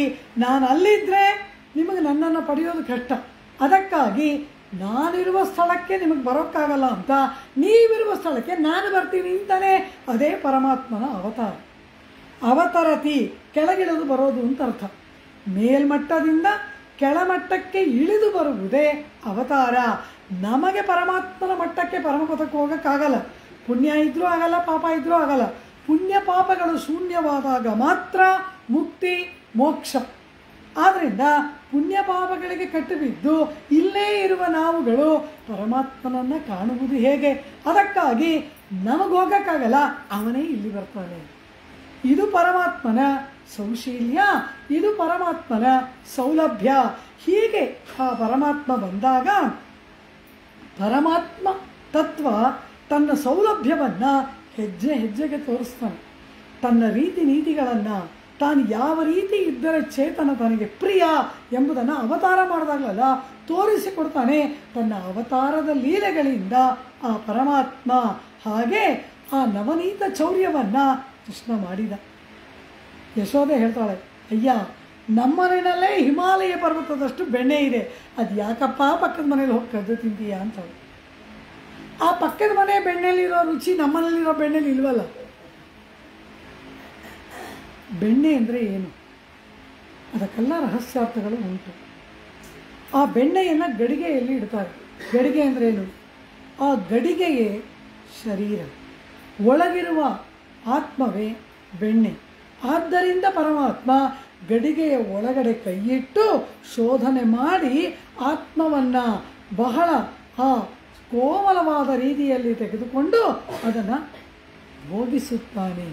ಹೀಗೆ ಆ ಪರಮಾತ್ಮ ನವನೀತ ಚೌರ್ಯ ವೃತ್ತಾಂತದಿಂದ ಈ ಆತ್ಮಗಳನ್ನು ಸಂಸಾರವೆಂಬ ಮೊಸರಿನಿಂದ ಕಡೆದು ತೆಗೆಯುವುದೇ ಕೃಷ್ಣಾವತಾರದ ವೈಶಿಷ್ಟ್ಯವಲ್ಲವ. ಆ ರೀತಿ ಆ ಕೃಷ್ಣ ಪರಮಾತ್ಮ ಇಲ್ಲಿ ಅವತಾರ ಮಾಡಿದಾಗ ನವನೀತ ಚೌರ್ಯವನ್ನು ಮಾಡಿ ಇಡೀ ಗೋಕುಲವೇ ಇವನ ಮೇಲೆ ಬಂದು ದೂರು ಹೇಳಿದಾಗ ತುಂಟ ಅಂತ ಹೇಳಿ ಅವನನ್ನು ಕಟ್ತಾಳಲ್ವ ಯಶೋದೆ. ಸುಲಭವಾಗ ಕಟ್ಟಿದ್ಲು. ಹೇಗೆ ಕಟ್ಟಿದ್ಲು ಅಂತ ಕೇಳಿದ್ರು. ನಮ್ಮ ಮಧುರ ಕವಿ ಆಳ್ವಾರು ಹೇಳ್ತಾರೆ, ಕಣ್ಣಿನುಣ್ ಶಿರತ್ತಾಂಬಿನಾಲ್ ಕಟ್ಟುಣ್ಣ ಪಣ್ಣಿಯ ಪೆರುಮಾಯನ್. ಕಣ್ಣಿನುಣ್ ಶಿರು ತಾಂಬು, ಆ ಕೃಷ್ಣನನ್ನು ಕಟ್ಟಿದ ಹಗ್ಗವನ್ನು ಇಷ್ಟು ಪದಗಳಲ್ಲಿ ವರ್ಣನೆ ಮಾಡ್ತಾರೆ. ಕಣ್ಣಿ ನುಣ್ ಶಿರು ತಾಂಬು, ಇಷ್ಟೆಲ್ಲ ಅಬ್ಜೆಕ್ಟಿವು. ಆ ಕೃಷ್ಣನ ಕಟ್ಟಿದ ಹಗ್ಗಕ್ಕೆ ಏನು ಅಂತ ಕೇಳಿದ್ರು. ಈ ಕೃಷ್ಣನನ್ನು ಕಟ್ಟಿ ಹಾಕಬೇಕಂತೆ. ಅದಕ್ಕಾಗಿ ಯಶೋದೆ ಒಳ್ಳೆ ಯಾವ ಥರ ಇದೆಯಂತೆ, ಸಣ್ಣ ಸಣ್ಣ ಚೂರು ಪಾರು ಅಲ್ಲಿ ಇಲ್ಲಿ ಬಿದ್ದಿದೆಯಲ್ಲ ಅದನ್ನೆಲ್ಲ ಆರಿಸ್ಕೊಂಡು ಬರ್ತಾಳಂತೆ. ಅಲ್ಲಿ ಇಲ್ಲಿ ಬಿದ್ದಿರ್ತಕ್ಕಂತಹ ಚೂರುಬಾರು ಹಗ್ಗಗಳನ್ನೆಲ್ಲ ಆರಿಸ್ಕೊಂಡು ಬಂದು ಆ ಹಗ್ಗಗಳನ್ನೆಲ್ಲ ಒಂದಕ್ಕೊಂದು ಗಂಟಾಕಿ ಅದನ್ನು ಹೇಗೋ ಇಷ್ಟುದ್ದ ಮಾಡಿ ಅದನ್ನು ಹಿಡ್ಕೊಂಡು ಇವಳಿಂದ ಓಡ್ ಬರ್ತಾಳಂತೆ. ಅವನು ಮುಂದೆ ಓಡ್ತಾನೆ, ಇವಳಿಂದ ಕೈಯಲ್ಲಿ ಹಗ್ಗ ಹಿಡ್ಕೊಂಡು ಓಡ್ತಾ ಇದ್ದಾಳಂತೆ. ಆ ಹಗ್ಗ ಯಾಕೆ? ಅವಳ ಮನೇಲೇನು ಒಳ್ಳೆ ಹಗ್ಗ ಇರಲಿಲ್ಲ ಅಂದರು. ಅಯ್ಯೋ, ಒಳ್ಳೆ ಹಗ್ಗ ಇಲ್ಲ, ಹಸು ಎಮ್ಮೆ ಕಟ್ಟಬೇಕು, ಇವನನ್ನು ಕಟ್ಟಕ್ಕೆ ಯಾಕೆ ಒಳ್ಳೆ ಹಗ್ಗ? ಯಾವುದಕ್ಕೂ ಪ್ರಯೋಜನಕ್ಕೆ ಬಾರದೆ ತುಂಡು ತುಂಡಾಗಿ ಬಿದ್ದಿತ್ತಲ್ಲ, ಆ ಹಗ್ಗಕ್ಕೆ ಇವನು ವಶನಾದ. ಅದು ಯಾರಿಗೂ ಬೇಡ. ಅದು ಏನು ಬೇರೆ ಮನುಷ್ಯ ಏನಾದರೂ ಉಪಯೋಗ ಮಾಡಿಬಿಟ್ಟಿದ್ರೆ ಆ ಹಗ್ಗದಿಂದ ಯಶೋಧ ಕಟ್ಟಕ್ಕಾಗ್ತಿರ್ಲಿಲ್ಲ. ಯಾರಿಗೂ ಬೇಡದೆ, ಯಾವ ಉಪಯೋಗಕ್ಕೂ ಬಾರದೆ ನಮಗೆ ಬೇಡ ಅಂತ ಹೇಳಿ ಬಿಸಾಡಿದ್ವಲ್ಲ, ಅದಿವನಿಗೆ ಬೇಕಾಯಿತು. ಯಶೋದೆ ಅದನ್ನು ಚೆನ್ನಾಗಿ ತಂದು ಸೇರಿಸಿ ಗಂಟು ಮಾಡಿದ್ಲಂತೆ. ಕಾರಣ ಏನು? ಚೆನ್ನಾಗಿ ಹೊಟ್ಟಲ್ಲಿ ಉಜ್ಲಿ, ಹಾಗೆ ಬುದ್ಧಿ ಬರುತ್ತೆ ತುಂಟನಿಗೆ ಅಂತ ಗಂಟು ಮಾಡಿದ್ಲಂತೆ. ಕಣ್ಣಿ ನುಣ್ ಶಿರುತ್ತಾಂಬ್ ಈ ಎಷ್ಟಿದೆ ಇವನು ಹೊಟ್ಟೆ, ಇಷ್ಟು. ಆ ಪುಟ್ಟ ಕೃಷ್ಣನನ್ನು ಕಟ್ಟೋಕ್ಕೆ ಇನ್ನೆಂಥ ಹಗ್ಗ ಬೇಕು? ಚೂರುಬಾರು ಹಗ್ಗ ಎಲ್ಲ ಸೇರಿಸಿ ಹಿಡ್ಕೊಂಡು ಬಂದು ಅವನು ಮುಂದೆ ಓಡ್ತಾ ಇದ್ದಾನೆ, ಇವಳಿಂದ ಬರ್ತಾ ಇದ್ದಾಳೆ. ಪಾಪ ವಯಸ್ಸಾದ ಕಾಲದಲ್ಲಿ ಹುಟ್ಟಿದ ಮಗ ಅಲ್ಲವಾ, ಆಯಾಸ ಆಗಿಬಿಡುತ್ತೆ. ಕಟ್ಟಿದ ಮುಡಿಯೆಲ್ಲ ಬಿಚ್ಚೋಗ್ಬಿಟ್ಟಿದೆ. ಶಪ್ಪ ಅಂತ ಸೊಂಟದ ಮೇಲೆ ಕೈ ಹಿಡ್ಕೊಂಡು ಮೇಲುಸಿರು ಬಿಟ್ಟು ನಿಂತು ಬಿಡ್ತಾಳಂತೆ. ಓಡ್ತಾ ಇದ್ದಾಳಲ್ಲ ಮುಂದೆ ಕಳ್ಳ, ಅವ್ನು ತಿರುಗಿ ನೋಡ್ತಾನಂತೆ, ಅಮ್ಮ ಬರ್ತಾ ಇದ್ದಾಳ ಅಂತ. ಕಾರಣ ಏನು? ಅಮ್ಮ ಬರದೇ ಹೋದರೆ ಇವನು ಅವತಾರ ಮಾಡಿದ್ದೇ ವ್ಯರ್ಥ. ಅವಳ ಕೈಯಲ್ಲಿ ಕಟ್ಟಿಸ್ಕೋಬೇಕು ಅಂತ ತಾನೇ ಇವನು ಇಲ್ಲಿ ಬಂದಿದ್ದಾನೆ. ಆದ್ದರಿಂದ ಅಮ್ಮ ಬರದೇ ಹೋದರೆ ಅವನು ನಿಂತು ಬಿಡ್ತಾನೆ, ಅಮ್ಮ ಬಂದರೆ ಅವನು ಬರ್ತಾನಂತೆ. ಪಾಪ ಮೇಲುಸಿರು ಬಿಡ್ತಾ ಇದ್ದಾಳೆ, ಬೆವರ್ತಾ ಇದೆ, ಕಟ್ಟಿದ ಮುಡಿಯೆಲ್ಲ ಬಿಚ್ಚೋಗ್ಬಿಟ್ಟಿದೆ. ನೋಡಿದ್ರಂತೆ, ಅಮ್ಮ ಪಾಪ ಹೋಗ್ಲಿ ಸಿಕ್ಬಿಡೋಣ ಅಮ್ಮನ ಕೈಗೆ ಅಂತ ಹೇಳಿ ಕಟ್ಟುಣ್ಣ ಪಣ್ಣಿಯ ಪೆರುಮಾಯ. ಯಶೋದೆ ಅವನನ್ನು ಕಟ್ಟಲಿಲ್ಲ, ತಾನಾಗಿ ಕಟ್ಟಿಸಿಕೊಂಡ. ಅವನನ್ನು ಕಟ್ಟಾಕೋಕ್ಕೆ ಸಾಧ್ಯವ? ಯಾವ ಋಷಿಮುನಿಗಳು ವಿಷ್ಣುವೇ ಸ್ವಾಹ ಎಂಬುದಾಗಿ ಹೋಮಕುಂಡದಲ್ಲಿ ಹವಿಸ್ಸನ್ನು ಕೊಡ್ತಾರೋ ಹಾಗೆ ಹವಿಸ್ಸನ್ನು ಸ್ವೀಕಾರ ಮಾಡ್ತಕ್ಕಂತಹ ಪುರುಷೋತ್ತಮನಾದ ಪರಾತ್ಪರನಾದ ಪರಮಾತ್ಮ ಈ ಗೊಲ್ಲತೆಯ ಎಡಗೈ ಬಲಗೈಗಳಿಗೆ ವ್ಯತ್ಯಾಸ ತಿಳಿಯದ ಈ ಗೊಲ್ಲತೆಯ ತುಂಡು ಹಗ್ಗಕ್ಕೆ ಸಿಗುವವನ. ಇವಳ ಅವನನ್ನು ಕಟ್ಟದ್ಲು. ಕಟ್ಟು ನಪ್ಪಣ್ಣಿಯ ಕಟ್ಟಿಸಿಕೊಂಡ ಅವನಾಗಿ ಎಂಬುದಾಗಿ ಹೇಳ್ತಾರೆ. ಹೀಗೆ ಕಟ್ಟಿಸಿಕೊಂಡದಕ್ಕೆ ಕಾರಣ ಸೌಲಭ್ಯ. ಆ ಯಶೋದೆ ಯಾವ ಹಗ್ಗದಿಂದ ಕಟ್ಟಿದ್ಲು? ಕೂರತ್ತಾಳ್ವಾನ್ ಕೂರನಾಥ ಎನ್ನುವವರು ಅತಿಮಾನುಷಸ್ತವದಲ್ಲಿ ಸ್ತೋತ್ರ ಮಾಡ್ತಾರೆ. ಯಾವ ಹಗ್ಗದಲ್ಲಿ ಅವಳು ಕಟ್ಟಿದ್ಲು ಅಂತ ಕೇಳಿದ್ರು. ಪ್ರೇಮ್ನಾಥಧಾಮ ಜುಷಾಬಂಧ ತನ್ನ ಮಾತೃವಾತ್ಸಲ್ಯ ಎಂಬ ಹಗ್ಗದಿಂದ ಅವನನ್ನು ಕಟ್ಟಿದ್ಲು ಅಂತ. ಪ್ರೇಮ್ನಾಥಧಾಮ, ಧಾಮ ಅಂದರೆ ಹಗ್ಗ. ತನ್ನ ಪ್ರೇಮವೆಂಬ ಹಗ್ಗದಿಂದ ಅವನನ್ನು ಕಟ್ಟಿದಲ್ವಾ, ಅದರಿಂದ ಕಟ್ಟಿಸಿಕೊಂಡವನು ಅವನು. ಹೀಗೆ ಆ ಹಗ್ಗದಿಂದ ಕಟ್ಟಿಸ್ಕೊಳ್ಬೇಕಾದ್ರೆ ಅದು ಇತರರಿಗೆ ಉಪಯೋಗಕ್ಕೆ ಬಾರದ್ದರಿಂದ ಆ ಹಗ್ಗಕ್ಕೆ ಕಟ್ಟಿಸ್ಕೊಂಡ. ಯಾರಾದರೂ ಉಪಯೋಗ ಮಾಡೋದಾಗಿದ್ರೆ ಖಂಡಿತವಾಗಲೂ ಯಶೋಧ ಕೈಗೆ ಅವನು ಸಿಗ್ತಾ ಇರಲಿಲ್ಲ. ಹೀಗೆ ನಾನು ನನ್ನದು ನನ್ನ ಉಪಯೋಗಕ್ಕೆ ಅಂದುಬಿಟ್ರೆ ಅದನ್ನು ಪರಮಾತ್ಮ ಸ್ವೀಕಾರ ಮಾಡೋಲ್ಲ. ಈ ಕೃಷ್ಣ ನವನೀತ ಚೌರ್ಯ ಮಾಡ್ತಾ ಇದ್ನಲ್ಲ, ಬೆಣ್ಣೆ ಕದೀತಾ ಇದ್ನಲ್ಲ, ಹೇಗೆ ಆ ಮೇಲಿನ ಉರೆ, ಆ ಉರೆಯನ್ನು ಹೆಟಕಿಸ್ಕೊಳ್ಳೋದಕ್ಕೆ ಸಾಧ್ಯ ಆಗಲ್ಲ. ಏನು ಮಾಡ್ತಾನೆ? ಭತ್ತವನ್ನು ಕುಟ್ಟುವ ಇಷ್ಟು ದೊಡ್ಡ ದೊಡ್ಡ ಮರದ ಆ ಒರಳುಗಳಿರುತ್ತೆ. ಮರದ ಒರಳಲ್ಲಿ ಒಂದು ಕೈಯಲ್ಲಿ ಆ ಕಡೆ ಒಬ್ಬರು ಈ ಕಡೆ ಒಬ್ಬರು ನಿಂತು ಭತ್ತವನ್ನು ಕುಡ್ತಾರೆ. ಈಗ ಅದನ್ನೆಲ್ಲ ನಾವು ಮ್ಯೂಸಿಯಮಲ್ಲಿ ನೋಡ್ಬೋದು. ಅಂಥ ಆ ಒರಳುಗಳಿದೆಯಲ್ಲ, ಇಷ್ಟಿಷ್ಟು ದೊಡ್ಡ ದೊಡ್ಡ ಒರಳುಗಳು. ಆ ಒರಳನ್ನು ಎಲ್ಲರೂ ಹೇಗೆ ಅಂದರೆ ಆ ಇಡೀ ಗೋಕುಲದಲ್ಲಿ ಅಂಥದ್ದೊಂದು 10 ಇರತ್ತೆ. ಒಟ್ಟೊಟ್ಟಿಗೆ ಬಂದು ಅಲ್ಲಿ ಭತ್ತವನ್ನು ಕುಟ್ಕೊಳ್ತಾರೆ ಈ ಗೋಪಸ್ತ್ರೀಯರು. ಹಾಗೆ ಕುಟ್ಟಿ ಆ ಒರಳು ತೂತಾಗಿಬಿಡುತ್ತಂತೆ. ತೂತಾಗಿಬಿಟ್ರೆ ಆ ಒರಳನ್ನು ಒಂದು ಕಡೆಗೆ ಇಟ್ಬಿಡ್ತಾರೆ. ಇನ್ನು ಅದನ್ನು ಉಪಯೋಗಿಸೋಕ್ಕಾಗಲ್ಲ ಅಂತ ಕೃಷ್ಣ ಪರಮಾತ್ಮ ಯಾವ ಒರಳಿನ ಮೇಲೆ ನಿಂತು ಆ ಬೆಣ್ಣೆಯನ್ನು ಕದಿಯುವುದಕ್ಕೆ ಪ್ರಯತ್ನ ಮಾಡ್ತಾ ಗೊತ್ತಾ? ಪೊತ್ತ ಒರಳೈಕ್ಕವಿತ್ತೆ ಅದನ್ಮೇಲೇರಿ. ಪೆರಿಯಾಳ್ವಾರು ಹೇಳ್ತಾರೆ, ಚೆನ್ನಾಗಿ ಭತ್ತ ಕುಟ್ಟ ಒರಳಿನ ಮೇಲೆ ಹತ್ತಲಿಲ್ವಂತೆ. ಈ ತೂತಾಗ್ಬಿಟ್ಟು ಬೇಡ ಅಂತ ಬಿಸಾಡಿದ್ರಲ್ಲ, ಅದನ್ನು ಕಟ್ಟಾಪಟ್ಟು ಈ ಕಪಿ ಸೈನ್ಯ ಎಲ್ಲ ಎಳ್ಕೊಂಡು ಬಂದು ಅದ್ರ ಮೇಲೆ ಹತ್ತಿ ಬೆಣ್ಣೆ ಕದೀತಾರಂತೆ. ಪೊತ್ತ ಒರಳೈ ಕವಿಳ್ತು ಅದನ್ಮೇಲೇರಿ ಅಂತಾರೆ ಪೆರಿಯಾಳ್ವಾರ್. ತೂತಾದ ಉಪಯೋಗಕ್ಕೆ ಬಾರದ ಒರಳಂತೆ. ಅದೇನು ಪುಣ್ಯ ಮಾಡಿತ್ತು? ಕೃಷ್ಣ ಪರಮಾತ್ಮನ ಪಾದಸ್ಪರ್ಶದ ಭಾಗ್ಯ ಅದಕ್ಕೆ ದೊರಕಿತು. ಕಾರಣ ಉಳಿದ ಒರಳೆಲ್ಲ ನಮಗೆ ಅಂತ ಇಟ್ಕೊಂಡ್ಬಿಟ್ಟಿದ್ದಾರೆ. ನೀನು ನನ್ನದು ಅಂತ ಅಭಿಮಾನಿಸಿದ್ಯಾ, ಅದು ನನಗೆ ಬೇಡ. ಈಗ ನೀನು ಬೇಡ ಅಂತ ಬಿಸಾಕಿದ್ಯಾ, ಇದು ನನಗೆ ಬೇಕು. ಅಹಂಕಾರಕ್ಕೆ ಮಮಕಾರಕ್ಕೆ ವಸ್ತುವಾದದ್ದು ಪರಮಾತ್ಮನಿಗೆ ಸ್ವೀಕಾರಾರ್ಹವಲ್ಲ. ಹೊತ್ತ ಒರಳೆ ಕವಿಳ್ತು. ಇದರಲ್ಲಿ ಇನ್ನೊಂದು ಸ್ವಾರಸ್ಯ. ಈ ಯಶೋದೆ ಕೃಷ್ಣನನ್ನ ಯಾವುದೋ ಮರಕ್ಕೋ ದನ ಹಸು ಕರು ಕಟ್ಟೋ ಗೂಟಕ್ಕೋ ಕಟ್ಟಾಕಬಾರ್ದ, ಒರಳಿಗೆ ಯಾಕೆ ಕಟ್ಟಾಕಿದ್ಲು ಅಂದರು. ಒಬ್ಬ ತಪ್ಪು ಮಾಡ್ತಾನೆ, ಕಳ್ತನ ಮಾಡ್ತಾನೆ, ಅವನನ್ನು ನ್ಯಾಯಾಧೀಶರು ನಾವು ಮುಂದೆ ಕರ್ಕೊಂಡೋಗಿ ನಿಂತಾಗ ಅವನಿಗೆ ಸಹಾಯ ಮಾಡಿದವ್ರಿಗೂ ಶಿಕ್ಷೆ ಕೊಡ್ತಾರೆ.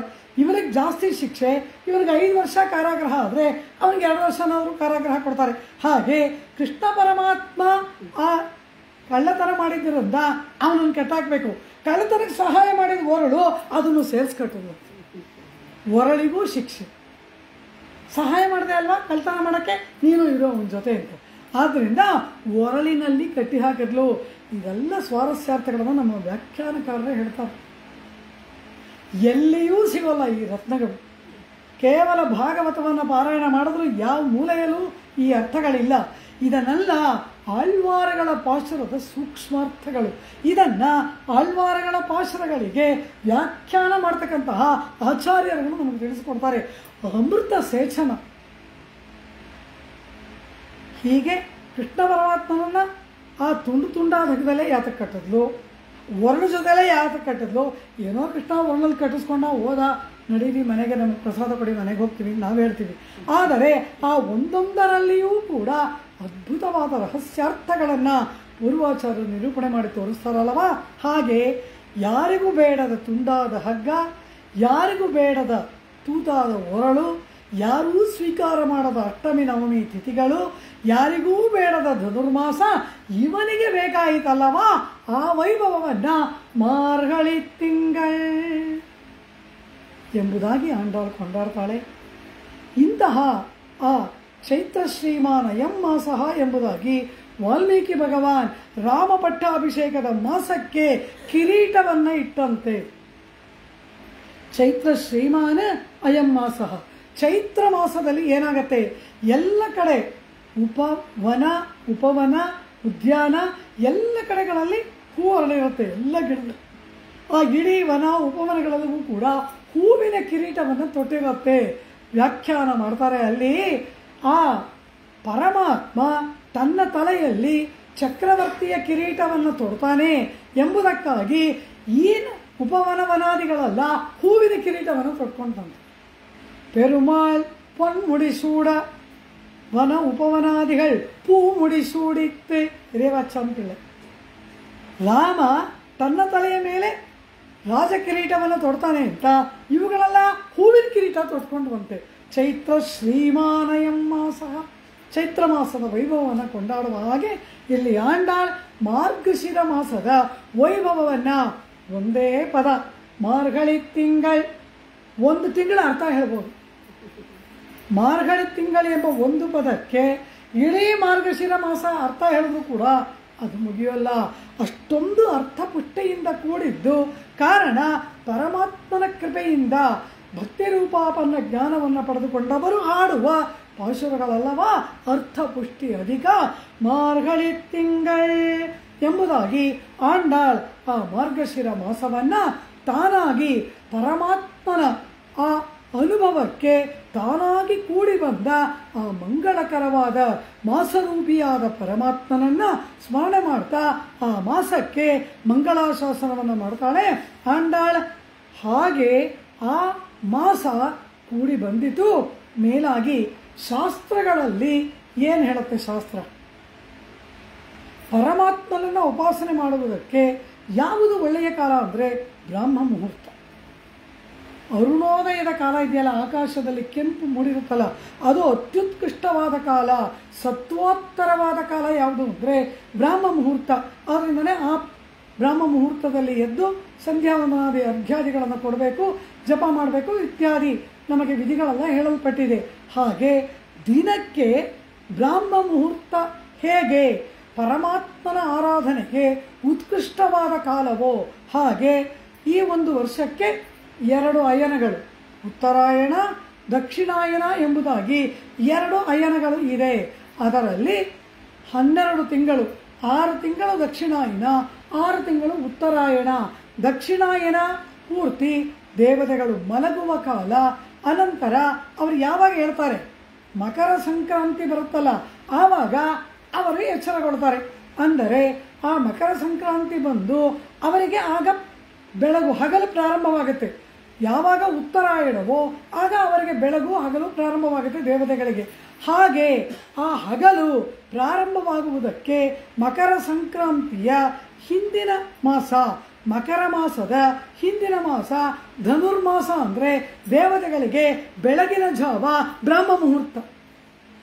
ನಮಗೆ ಹೇಗೆ ಬ್ರಾಹ್ಮ ಮುಹೂರ್ತ ದೇವತಾರಾಧನೆಗೆ ಅತ್ಯಂತ ಶುಭವಾದ ಕಾಲವೋ ಹಾಗೆ ದೇವತೆಗಳಿಗೆ ಬ್ರಹ್ಮ ಮುಹೂರ್ತ ಧನುರ್ಮಾಸ. ಕಾರಣ ನಮ್ಮ 1 ವರ್ಷ ಅವರಿಗೆ 1 ದಿನ. ಆದ್ದರಿಂದ ನಮಗೆ ಬ್ರಹ್ಮ ಮುಹೂರ್ತ ಹೇಗೋ ಹಾಗೆ ದೇವತೆಗಳಿಗೆ ಧನುರ್ಮಾಸ ಬ್ರಹ್ಮ ಮುಹೂರ್ತ. ಆ ದೇವತೆಗಳ ಬ್ರಹ್ಮ ಮುಹೂರ್ತದಲ್ಲಿ ನಾವು ನಮ್ಮ ಬ್ರಹ್ಮ ಮುಹೂರ್ತದಲ್ಲಿ ಎದ್ದು ಪರಮಾತ್ಮನಿಗೆ ಆರಾಧನೆ ಮಾಡುವುದು ಅತ್ಯಂತ ಸತ್ವೋತ್ತರ ಕಾಲದ ಮಂಗಳಕರವಾದ ಆರಾಧನೆಯಾದ್ದರಿಂದ ಆಗ ಭಗವದನುಭವ ಸಮೀಚೀನವಲ್ಲವ. ಆ ಕಾಲ ತಾನಾಗಿ ಕೂಡಿ ಬಂದಿತು ಮಾರ್ಗಳಿ ತಿಂಗಳ್ ಎಂಬುದಾಗಿ. ಆ ಧನುರ್ಮಾಸ ಆ ದೇವತೆಗಳಿಗೆ ಬ್ರಹ್ಮ ಮುಹೂರ್ತವಾದ್ದರಿಂದ ಅತ್ಯುತ್ಕೃಷ್ಟವಾದ ಕಾಲ. ಇಂತಹ ಎಲ್ಲ ವಿಧದಲ್ಲಿಯೂ ಕೂಡ ಪರಮಾತ್ಮನಿಗೆ ಅತ್ಯಂತ ಪ್ರಿಯವಾದ ಭಗವದಾರಾಧನೆಗೆ ಅತ್ಯಂತ ಸಮೀಚೀನವಾದ ಮಾಸ ತಾನಾಗಿ ಕೂಡಿ ಬಂದದ್ದನ್ನು ಮಾರ್ಗಳಿ ತಿಂಗಳ್ ಎಂಬುದಾಗಿ ಆಂಡಾಳ್ ಕೊಂಡಾಡ್ತಾಳೆ. ಆಮೇಲೆ ಅಂತಹ ಮಾಸಕ್ಕೆ ತಕ್ಕದಾದ ಒಂದು ಪಕ್ಷ ನಾವು ನೋಡ್ತೀವಲ್ವಾ, ಹೇಗೆ ಬರಬೇಕು, ಶುಕ್ಲ ಪಕ್ಷದಲ್ಲಿ ಒಳ್ಳೆ ಕಾರ್ಯವನ್ನು ಮಾಡಬೇಕು. ಕೃಷ್ಣ ಪಕ್ಷ ಅಷ್ಟೊಂದು ಉತ್ಕೃಷ್ಟ ಅಲ್ಲ ಶುಭ ಕಾರ್ಯಗಳಿಗೆ. ಹಾಗೆ ಇಲ್ಲಿ ಮಾಸ ಇಂಥ ಅದ್ಭುತವಾದ ಮಾಸ ತಾನಾಗಿ ಕೂಡಿ ಬಂತು. ಪಕ್ಷ ಅಂದರು ಮದಿ ನಿರೈಂದ ಮಾರ್ಗಳಿ ತಿಂಗಳ್. ಮದಿ ನಿರೈಂದ, ಮದಿ ಚಂದ್ರನು, ನಿರೈಂದ ತುಂಬಿ ಬಂದಂತಹ ಶುಕ್ಲ ಪಕ್ಷ. ಆ ಶುಕ್ಲ ಪಕ್ಷ ಮಾಸವಾಯಿತು. ಮಾಸಕ್ಕೆ ತಕ್ಕಂತಹ ಪಕ್ಷ ತಾನಾಗಿ ಕೂಡಿ ಬಂದಿತ್ತಲ್ಲ.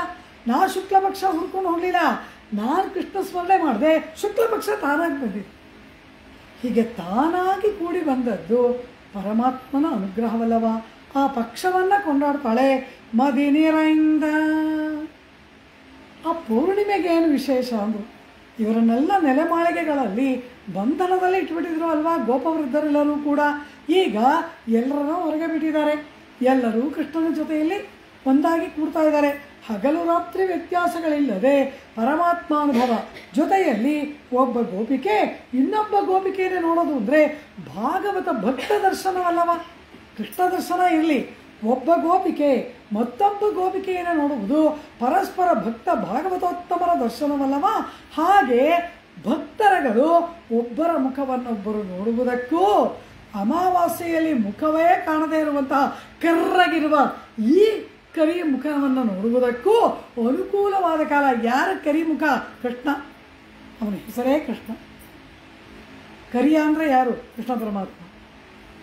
ಅದೇ ಅರ್ಥ. ಕೃಷ್ಣ ಶಬ್ದದ ಅರ್ಥವೇನು? ಕರಿಯ ಅಂತ ಅರ್ಥ. ಆಳ್ವಾರು ತುಂಬ ಚೆನ್ನಾಗಿ ಹೇಳ್ತಾರೆ. ಅಮಾವಾಸ್ಯೆಯ ನಟ್ಟ ನಡುವಿನ ರಾತ್ರಿಯ ಕತ್ತಲನ್ನು ಎಳೆಯಾಗಿ ಸೀಳಿದರೆ ಯಾವ ಕತ್ತಲು ಬರುತ್ತೋ ಅದಕ್ಕಿಂತಲೂ ಕೃಷ್ಣ ಕಪ್ಪು ಅಂದ್ಬಿಟ್ರು. ಕೃಷ್ಣ ಅವನನ್ನು, ಅರ್ಜುನ ಅವನನ್ನು ಹಾಗೆ ಕರಿತಿದ್ದಂತೆ, ಲೋ ಕರಿಯ ಅಂತ. ಗೆಳೆಯರಲ್ಲವಾ ಕೃಷ್ಣಾರ್ಜುನರು? ಲೋ ಕರಿಯ ಎಂಬುದು ಅರ್ಜುನನ ಸಂಬೋಧನೆ. ಹೀಗೆಲ್ಲವಾ ಕರಿತಾ ಇದ್ರು. ಹಾಗೆಯೇ ಈ ಕಾರ್ಯ ಥರ ಕರ್ಗಿರೋದು ಇವನ ಮುಖನ ಅಮಾವಾಸ್ಯೆ ನೋಡೋಕ್ಕಾಗತ್ತಾ? ಹಾಗಿಲ್ಲದೆ ಕೃಷ್ಣನ ಮುಖವನ್ನು ಚೆನ್ನಾಗಿ ಕಾಣುವುದಕ್ಕೆ ತಾನಾಗಿ ಪೌರ್ಣಿಮೆ ಕೂಡಿ ಬಂತಲ್ಲ. ಮದಿ ನೀರಿಂದ ರಸವಾಗಿ ಅನುಭವಿಸ್ಬೇಕು, ಗೋಪಿಕಾ ಭಾವದಿಂದ ಅನುಭವಿಸ್ಬೇಕು. ನಾವೀಗ ಗೋಕುಲದಲ್ಲಿ ಇದ್ದೀವಿ, ಕತ್ಲಲ್ಲಿ ಕೃಷ್ಣ ನಿಂತಿದ್ದಾನೆ, ಕಾಣಿಸ್ತಾನ? ಇಲ್ವಲ್ಲ. ಚಂದ್ರ ಇದ್ದರೆ ಅವನ ಮುಖ ನೋಡ್ಬೋದಾಗಿತ್ತಲ್ಲ. ಮದಿ ನೀರಿಂದ ಪೌರ್ಣಿಮೆಯ ಆ ಸುಂದರವಾದ ಶುಕ್ಲಪಕ್ಷ ತಾನಾಗಿ ಕೂಡಿ ಬಂದಿತಲ್ಲವ. ಪರಸ್ಪರ ಗೋಪಿಕೆಯರು ಒಬ್ಬರ ಮುಖವನ್ನೊಬ್ಬರು ಕಾಣುವುದಕ್ಕೂ ಕೃಷ್ಣ ಪರಮಾತ್ಮನ ದರ್ಶನ ಮಾಡುವುದಕ್ಕೂ ಅನುಕೂಲವಾದಂತಹ ಬೆಳದಿಂಗಳಿನ ಆ ಕಾಲವನ್ನು ಮದಿನಿರೈಂದ. ಮೇಲಾಗಿ ಈ ಗೋಪಿಕೆಯರೆಲ್ಲರೂ ಕೂಡ ವ್ರತವನ್ನು ಮಾಡಿ ಕೃಷ್ಣ ಪರಮಾತ್ಮಾನುಭವವನ್ನು ರಾಸಕ್ರೀಡೆಯಲ್ಲಿ ಪಡೆದರಲ್ಲವ. ಆ ರಾಸಕ್ರೀಡೆ ಯಾವಾಗ ನಡೆದದ್ದು? ಭಗವಾನ ಪಿತಾರಾತ್ರಿ ಶರದೋತ್ಫುಲ್ಲ ಮಲ್ಲಿಕಾ ವೀಕ್ಷರಂತಂ ಮನಶ್ಚಕ್ರೆ ಯೋಗಮಾಯಾಮುಪಶ್ರಿತ. ಶ್ರೀಮದ್ಭಾಗವತದಲ್ಲಿ ವ್ಯಾಸವಾಣಿ. ಭಗವಾನಪಿ ತಾರಾತ್ರಿ. ಭಾಗವತದಲ್ಲಿ ವ್ಯಾಸರು ಹೇಳುವ ಮಾತು, ಭಗವಾನ್ ಷಾಡ್ಗುಣ್ಯ ಪರಿಪೂರ್ಣನಾದ ಪರಮಾತ್ಮ ತಾರಾತ್ರಿ, ಆ ವಿಶೇಷವಾದ ರಾತ್ರಿಯಲ್ಲಿ ಆ ಗೋಪಿಕೆಯರೊಡನೆ ರಂತುಂ ಕ್ರೀಡಿಸುವುದಕ್ಕಾಗಿ ಮನಶ್ಚಕ್ರೆ ಸಂಕಲ್ಪ ಮಾಡಿದನಲ್ಲವ. ಅದು ಯಾವ ರಾತ್ರಿ? ಶರದೋತ್ಫುಲ್ಲ ಮಲ್ಲಿಕಾ. ಶರತ್ಕಾಲದಲ್ಲಿ ಪೌರ್ಣಿಮೆ ನಭೋಮಂಡಲದಲ್ಲಿ ಚಂದ್ರ ಸುಂದರವಾಗಿ ಬೆಳಗುತ್ತಾ ಎಲ್ಲ ಗಿಡಗಳಲ್ಲಿ ಪರಿಮಳವನ್ನು ಸೂಸುವ ಪುಷ್ಪಗಳು ಅರಳಿ ನಿಂತ ರಮ್ಯವಾದ ಸನ್ನಿವೇಶದಲ್ಲಿ ಗೋಪಿಕೆಯರೊಡನೆ ಕೂಡಬೇಕು ಎಂಬುದಾಗಿ ಅವನು ಸಂಕಲ್ಪ ಮಾಡಿದನಲ್ಲವ. ಅಂತಹ ಶುಕ್ಲಪಕ್ಷ ನಮಗೂ ಕೂಡಿ ಬಂದಿತಲ್ಲ. ಮದಿನಿರೈಂದ ಮಾರ್ಗಳಿ ತಿಂಗಳ್ ಮದಿನಿರೈಂದ. ಹೀಗೆ ಮಾಸಕ್ಕೆ ಅನುಗುಣವಾದ ಪಕ್ಷ, ಆ ಪಕ್ಷ ಕೂಡಿದಂತೆ ದಿನ ಕೂಡಿ ಬರಬೇಕಲ್ವ. ನನ್ನಾಳಾಲ್ ನಲ್ ನಾಳ್ ಆಲ್ ಎಂಬುದಾಗಿ ನಾರಾಯಣ ಅಂದಡೆ ನಲ್ ನಾಳ್ ಆಲ್ ನಲ್ ನಾಳ್ ಆಲ್ ನನ್ನಾಳಾಲ್ ನಲ್ ನಾಳ್ ಅತ್ಯಂತ ಶುಭಕರವಾದ ದಿನ, ಅತ್ಯಂತ ಮಂಗಳಕರವಾದ ದಿನ ಅಂತಾಳೆ ಆಂಡಾಳ್. ಆಲ್ ಅಂದರೆ ಆಶ್ಚರ್ಯ, ಆಹಾ ಎಂಬುದಾಗಿ ಅರ್ಥ. ಶುಭ ದಿನವೂ ಕೂಡ ತಾನಾಗಿ ಕೂಡಿ ಬರುವುದಾ? ಆಲ್ ಮಾಸ ತಾನಾಗಿ ಕೂಡಿ ಬಂದಿತು, ಪಕ್ಷ ಕೂಡಿ ಸೇರಿತು, ದಿನವೂ ಕೂಡ ತಾನಾಗಿ ಕೂಡಿ ಬಂದಿತಲ್ಲ. ಆಹಾ ಏನು ಆಶ್ಚರ್ಯ! ಆಲ್ ಎಂಬುದಾಗಿ ದೇವಿ ಆಂಡಾಳ್ ಉದ್ಗಾರವನ್ನು ಮಾಡ್ತಾಳೆ. ಏನವತ್ತು? ಅವತ್ತೇನಾದರೂ ಒಳ್ಳೆಯ ತಿಥಿಯ ಅಥವಾ ಒಳ್ಳೆಯ ನಕ್ಷತ್ರವ, ಶುಭಕರಣ ಶುಭಯೋಗ ಎಲ್ಲ ಕೂಡಿದೆಯಾ? ಏನು ಒಳ್ಳೆಯ ದಿನ? ಆಂಡಾಳ್ ಈ ಧನುರ್ಮಾಸದಲ್ಲಿ ಈ ನನ್ನಾಳಾಲ್ ಅಂತ ಕೊಂಡಾಡ್ತಾಳಲ್ಲ, ಅಂಥ ವಿಶೇಷ ದಿನಕ್ಕೆ ಏನಿದೆ ಎಂದರು. ಯಾವುದು ಒಳ್ಳೆಯ ದಿನ? ಯಾವತ್ತು ಪರಮಾತ್ಮನನ್ನು ಸ್ಮರಣೆ ಮಾಡ್ತೀವಿ, ಯಾವತ್ತು ಪರಮಾತ್ಮನ ಚರಣಾರವಿಂದಗಳಲ್ಲಿ ಆತ್ಮ ಸಮರ್ಪಣೆ ಮಾಡಿಕೊಡ್ತೀವಿ, ಅದು ಶುಭ ದಿನ. ಅದು ಮಂಗಳವಾರ, ಅಮಾವಾಸ್ಯೆ, ಸಂಕ್ರಮಣ ಯಾವತ್ತಾದರೂ ಆಗಲಿ, ಪರಮಾತ್ಮನಲ್ಲಿ ಆತ್ಮ ಸಮರ್ಪಣೆ ಮಾಡಿಕೊಂಡು ಭಗವದ್ ಅನುಭವಕ್ಕೆ ಯಾವತ್ತು ಮನಸ್ಸು ಮಾಡ್ತೀಯಾ ಅದು ಶುಭ ದಿನ.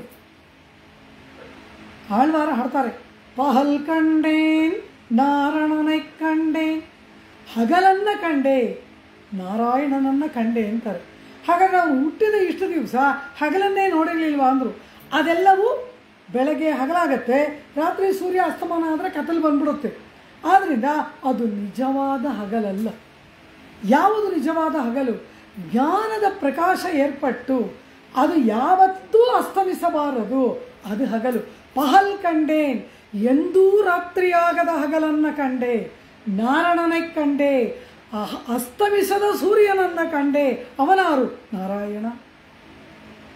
ಪಹಲ್ ಕಂಡೇನ್ ನಾರಾಯಣನ ಕಂಡೆ, ಅಸ್ತಮಾನವಿಲ್ಲದ ಹಗಲನ್ನು ಕಂಡೆ, ಅಸ್ತಮಿಸದ ಸೂರ್ಯನನ್ನು ಕಂಡೆ. ಇದು ನನ್ನ ಜೀವನದಲ್ಲಿ ಶುಭ ದಿನ ಅಂತಾರೆ ಆಳ್ವಾರ್. ಹಾಗೆ ಯಾವತ್ತು ಪಾರಮಾರ್ಥಿಕವಾದ ಜ್ಞಾನದ ಉದ್ಬೋಧವೋ, ಯಾವತ್ತು ಪರಮಾತ್ಮನ ಸಾಕ್ಷಾತ್ಕಾರವೋ, ಯಾವತ್ತು ಪರಮಾತ್ಮನ ಸ್ಮರಣೆಯೋ ಅದು ನಲ್ನಾಳ್. ಅದಿಲ್ಲದ ದಿನ ಪಂಚಾಂಗದಲ್ಲಿ ಎಷ್ಟೇ ಶುಭ ಅಂತ ಹಾಕಿದ್ರು ಅದು ಪರಮ ದರಿದ್ರ ಅಶುಭದ ದಿನ. ನಲ್ನಾಳ್. ಅಕ್ರೂರನನ್ನು ಕರೀತಾನೆ ಕೃಷ್ಣ ಪರಮಾತ್ಮನನ್ನು ಕರ್ಕೊಂಡು ಬಾ ಅಂತ ಕಂಸ. ಹೋಗು, ಆ ಗೋಕುಲಕ್ಕೆ ಹೋಗಿ ಕೃಷ್ಣನನ್ನು ಕರ್ಕೊಂಡು ಬಾ. ಅದು ಯಾವುದೋ ಒಂದು ಧನುರ್ಯಾಗ ಮಾಡ್ತೀನಿ, ಒಂದು ಸ್ಪೋರ್ಟ್ಸ್ ಮೀಟು, ಆ ಧನುರ್ಯಾಗ ಮಾಡ್ತೀನಿ, ಅದಕ್ಕೆ ಗೋಕುಲದ ಮಕ್ಕಳು ಕೃಷ್ಣ ಬಲರಾಮನ ಕರ್ಕೊಂಡು ಬಾ, ಇನ್ನು ಯಾರು ಹೋದರೂ ಬರಲ್ಲ ಅಂತ ಈ ಅಕ್ರೂರನನ್ನು ಕಳಿಸ್ತಾನೆ. ಆಗ ಆ ಅಕ್ರೂರನನ್ನು ನೋಡಿ ಕಂಸ, ನಾಳೆ ಪ್ರಾತಃ ಕಾಲದಲ್ಲಿ ನೀನು ಹೋಗಿ ಆ ಕೃಷ್ಣ ಬಲರಾಮನನ್ನು ಕರ್ಕೊಂಡು ಬಾ ಅಂದರೆ ಅಕ್ರೂರ ಕುಣಿದಾಡ್ತಾನೆ ಸಂತೋಷದಿಂದ.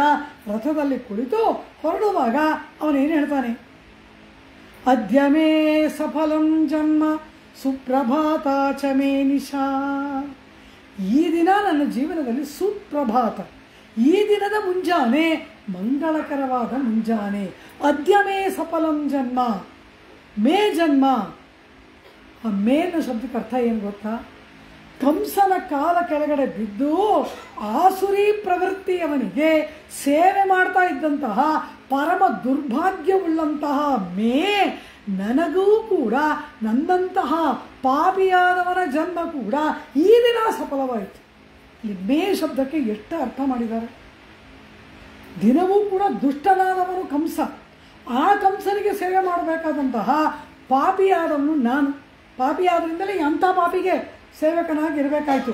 ಅಂತಹ ಮೇ, ಅಂತಹ ನನಗೂ ಕೂಡ, ನನ್ನ ಜನ್ಮವೂ ಕೂಡ ಅದ್ಯ ಈ ದಿನ ಸಫಲವಾಗಿಬಿಡ್ತಲ್ಲ. ಕಾರಣ ಏನು? ಸುಪ್ರಭಾತ ಚ ಮೇ ನಿಶಾ. ಇಂದಿನ ಬೆಳಗಿದೆಯಲ್ಲ, ಇಂದಿನ ರಾತ್ರಿಯ ಅಂತ್ಯ ಇದೆಯಲ್ಲ, ಇದು ನನಗೆ ಒಳ್ಳೆಯ ಪ್ರಭಾತ. ಕಾರಣ ಕೃಷ್ಣ ದರ್ಶನವನ್ನು ಮಾಡುವ ಪ್ರಭಾತ. ಆದ್ದರಿಂದ ಅದ್ಯ ಮೇ ಸಫಲಂ ಜನ್ಮ ಸುಪ್ರಭಾತ ಚ ಮೇ ನಿಶಾ ಎಂಬುದಾಗಿ ಅಕ್ರೂರ ಆ ದಿನವನ್ನು ಕೊಂಡಾಡ್ತಾನೆ. ಕೃಷ್ಣನನ್ನು ಕೊಂಡಾಡಲಿಲ್ಲ, ದಿನವನ್ನು ಕೊಂಡಾಡ್ದ. ಸುಪ್ರಭಾತ ಚ ಮೇ ನಿಶಾ ಅಂತ. ಹಾಗೆ ಯಾವಾಗ ಭಗವದ್ ಅನುಭವ ಪ್ರಾಪ್ತಿಯೋ, ಯಾವಾಗ ಪರಮಾತ್ಮನ ಕೃಪೆ ನಮಗೆ ಏರ್ಪಡುತ್ತೋ ಅದು ನಿಜವಾದ ಮಂಗಳಕರವಾದ ದಿನ. ಉಳಿದ ದಿನ ಪಂಚಾಂಗದ ಪ್ರಕಾರ ಎಷ್ಟು ಶುಭವಾದರೂ ಪರಮಾತ್ಮನ ಸ್ಮರಣೆ ಇಲ್ಲದಿದ್ದರೆ ಅದೆಲ್ಲವೂ ಕೂಡ ಅಶುಭವಾದ ದಿನ.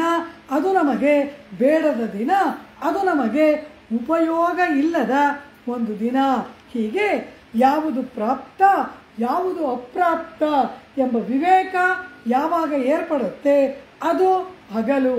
ಯಾವಾಗ ಈ ಕ್ರಿಯೆಯನ್ನು ನಾವು ನಡೆಸಬೇಕು, ಇದು ಪರಮಾತ್ಮನಿಗೆ ಪ್ರಿಯ, ಇದು ತ್ಯಾಜ್ಯ, ಕಾರಣ ಇದು ಪರಮಾತ್ಮನಿಗೆ ಪ್ರಿಯವಲ್ಲ ಎಂಬುದು ಯಾವಾಗ ಏರ್ಪಡುತ್ತದೋ ಅದು ತ್ಯಾಜ್ಯ ಎಂಬ ವಿವೇಕ. ತ್ಯಾಜ್ಯ ಉಪಾದೇಯಗಳ ವಿವೇಕ ಯಾವತ್ತೇ ಏರ್ಪಡುತ್ತೆ ಅದು ನಲ್.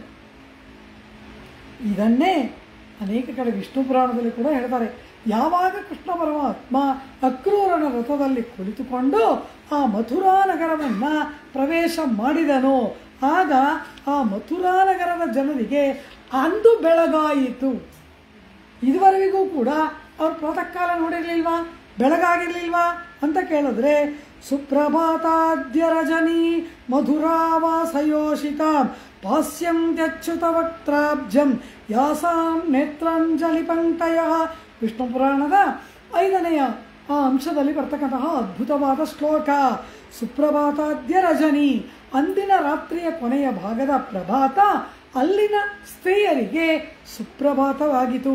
ಕಾರಣ ಏನು ಅಂದರೆ ಕೃಷ್ಣ ಪರಮಾತ್ಮನ ಮುಖಾರವಿಂದದ ಮಧುವನ್ನು ಪಾನ ಮಾಡುವ ಭಾಗ್ಯ ಅವರಿಗೆ ಲಭಿಸಿದ್ದರಿಂದ ಅದು ಅವರಿಗೆ ಸುಪ್ರಭಾತ. ವಿಷ್ಣು ಪುರಾಣದಲ್ಲಿ ಪರಾಶರ ಮುನಿವರ್ಯರು ಹೇಳುವ ಮಾತು ಸುಪ್ರಭಾತ ಅದ್ಯ ರಜನಿ. ಈ ರಜನಿ ಇದೆಯಲ್ಲ, ಈ ಬೆಳಗು, ಈ ರಾತ್ಯದ ಅಂತ್ಯ. ಕಾರಣ ಏನು? ಈ ದಿನ ಕೃಷ್ಣ ಅಲ್ಲಿ ಬರ್ತಾ ಇದ್ದಾನೆ ಮಥುರಾ ನಗರಕ್ಕೆ. ಕಳೆದದ್ದೆಲ್ಲವೂ ಅಮಂಗಳಕರವಾದ ಕುಪ್ರಭಾತ, ಇದು ಸುಪ್ರಭಾತ. ಅದೆಲ್ಲವಾ ನಿಜವಾದ ಪ್ರಭಾತ. ಆದ್ದರಿಂದ ಇಲ್ಲಿ ಅದನ್ನು ಮಹಾಭಾರತದ ಸಭಾಪರ್ವದಲ್ಲಿ ವ್ಯಾಸರು ಅದ್ಭುತವಾಗಿ ವರ್ಣನೆ ಮಾಡ್ತಾರೆ. ಕೃಷ್ಣ ಪರಮಾತ್ಮ ಪಾಂಡವ ದೂತನಾಗಿ ಆ ಹಸ್ತಿನಾವತಿಯನ್ನು ಪ್ರವೇಶ ಮಾಡ್ತಾನೆ.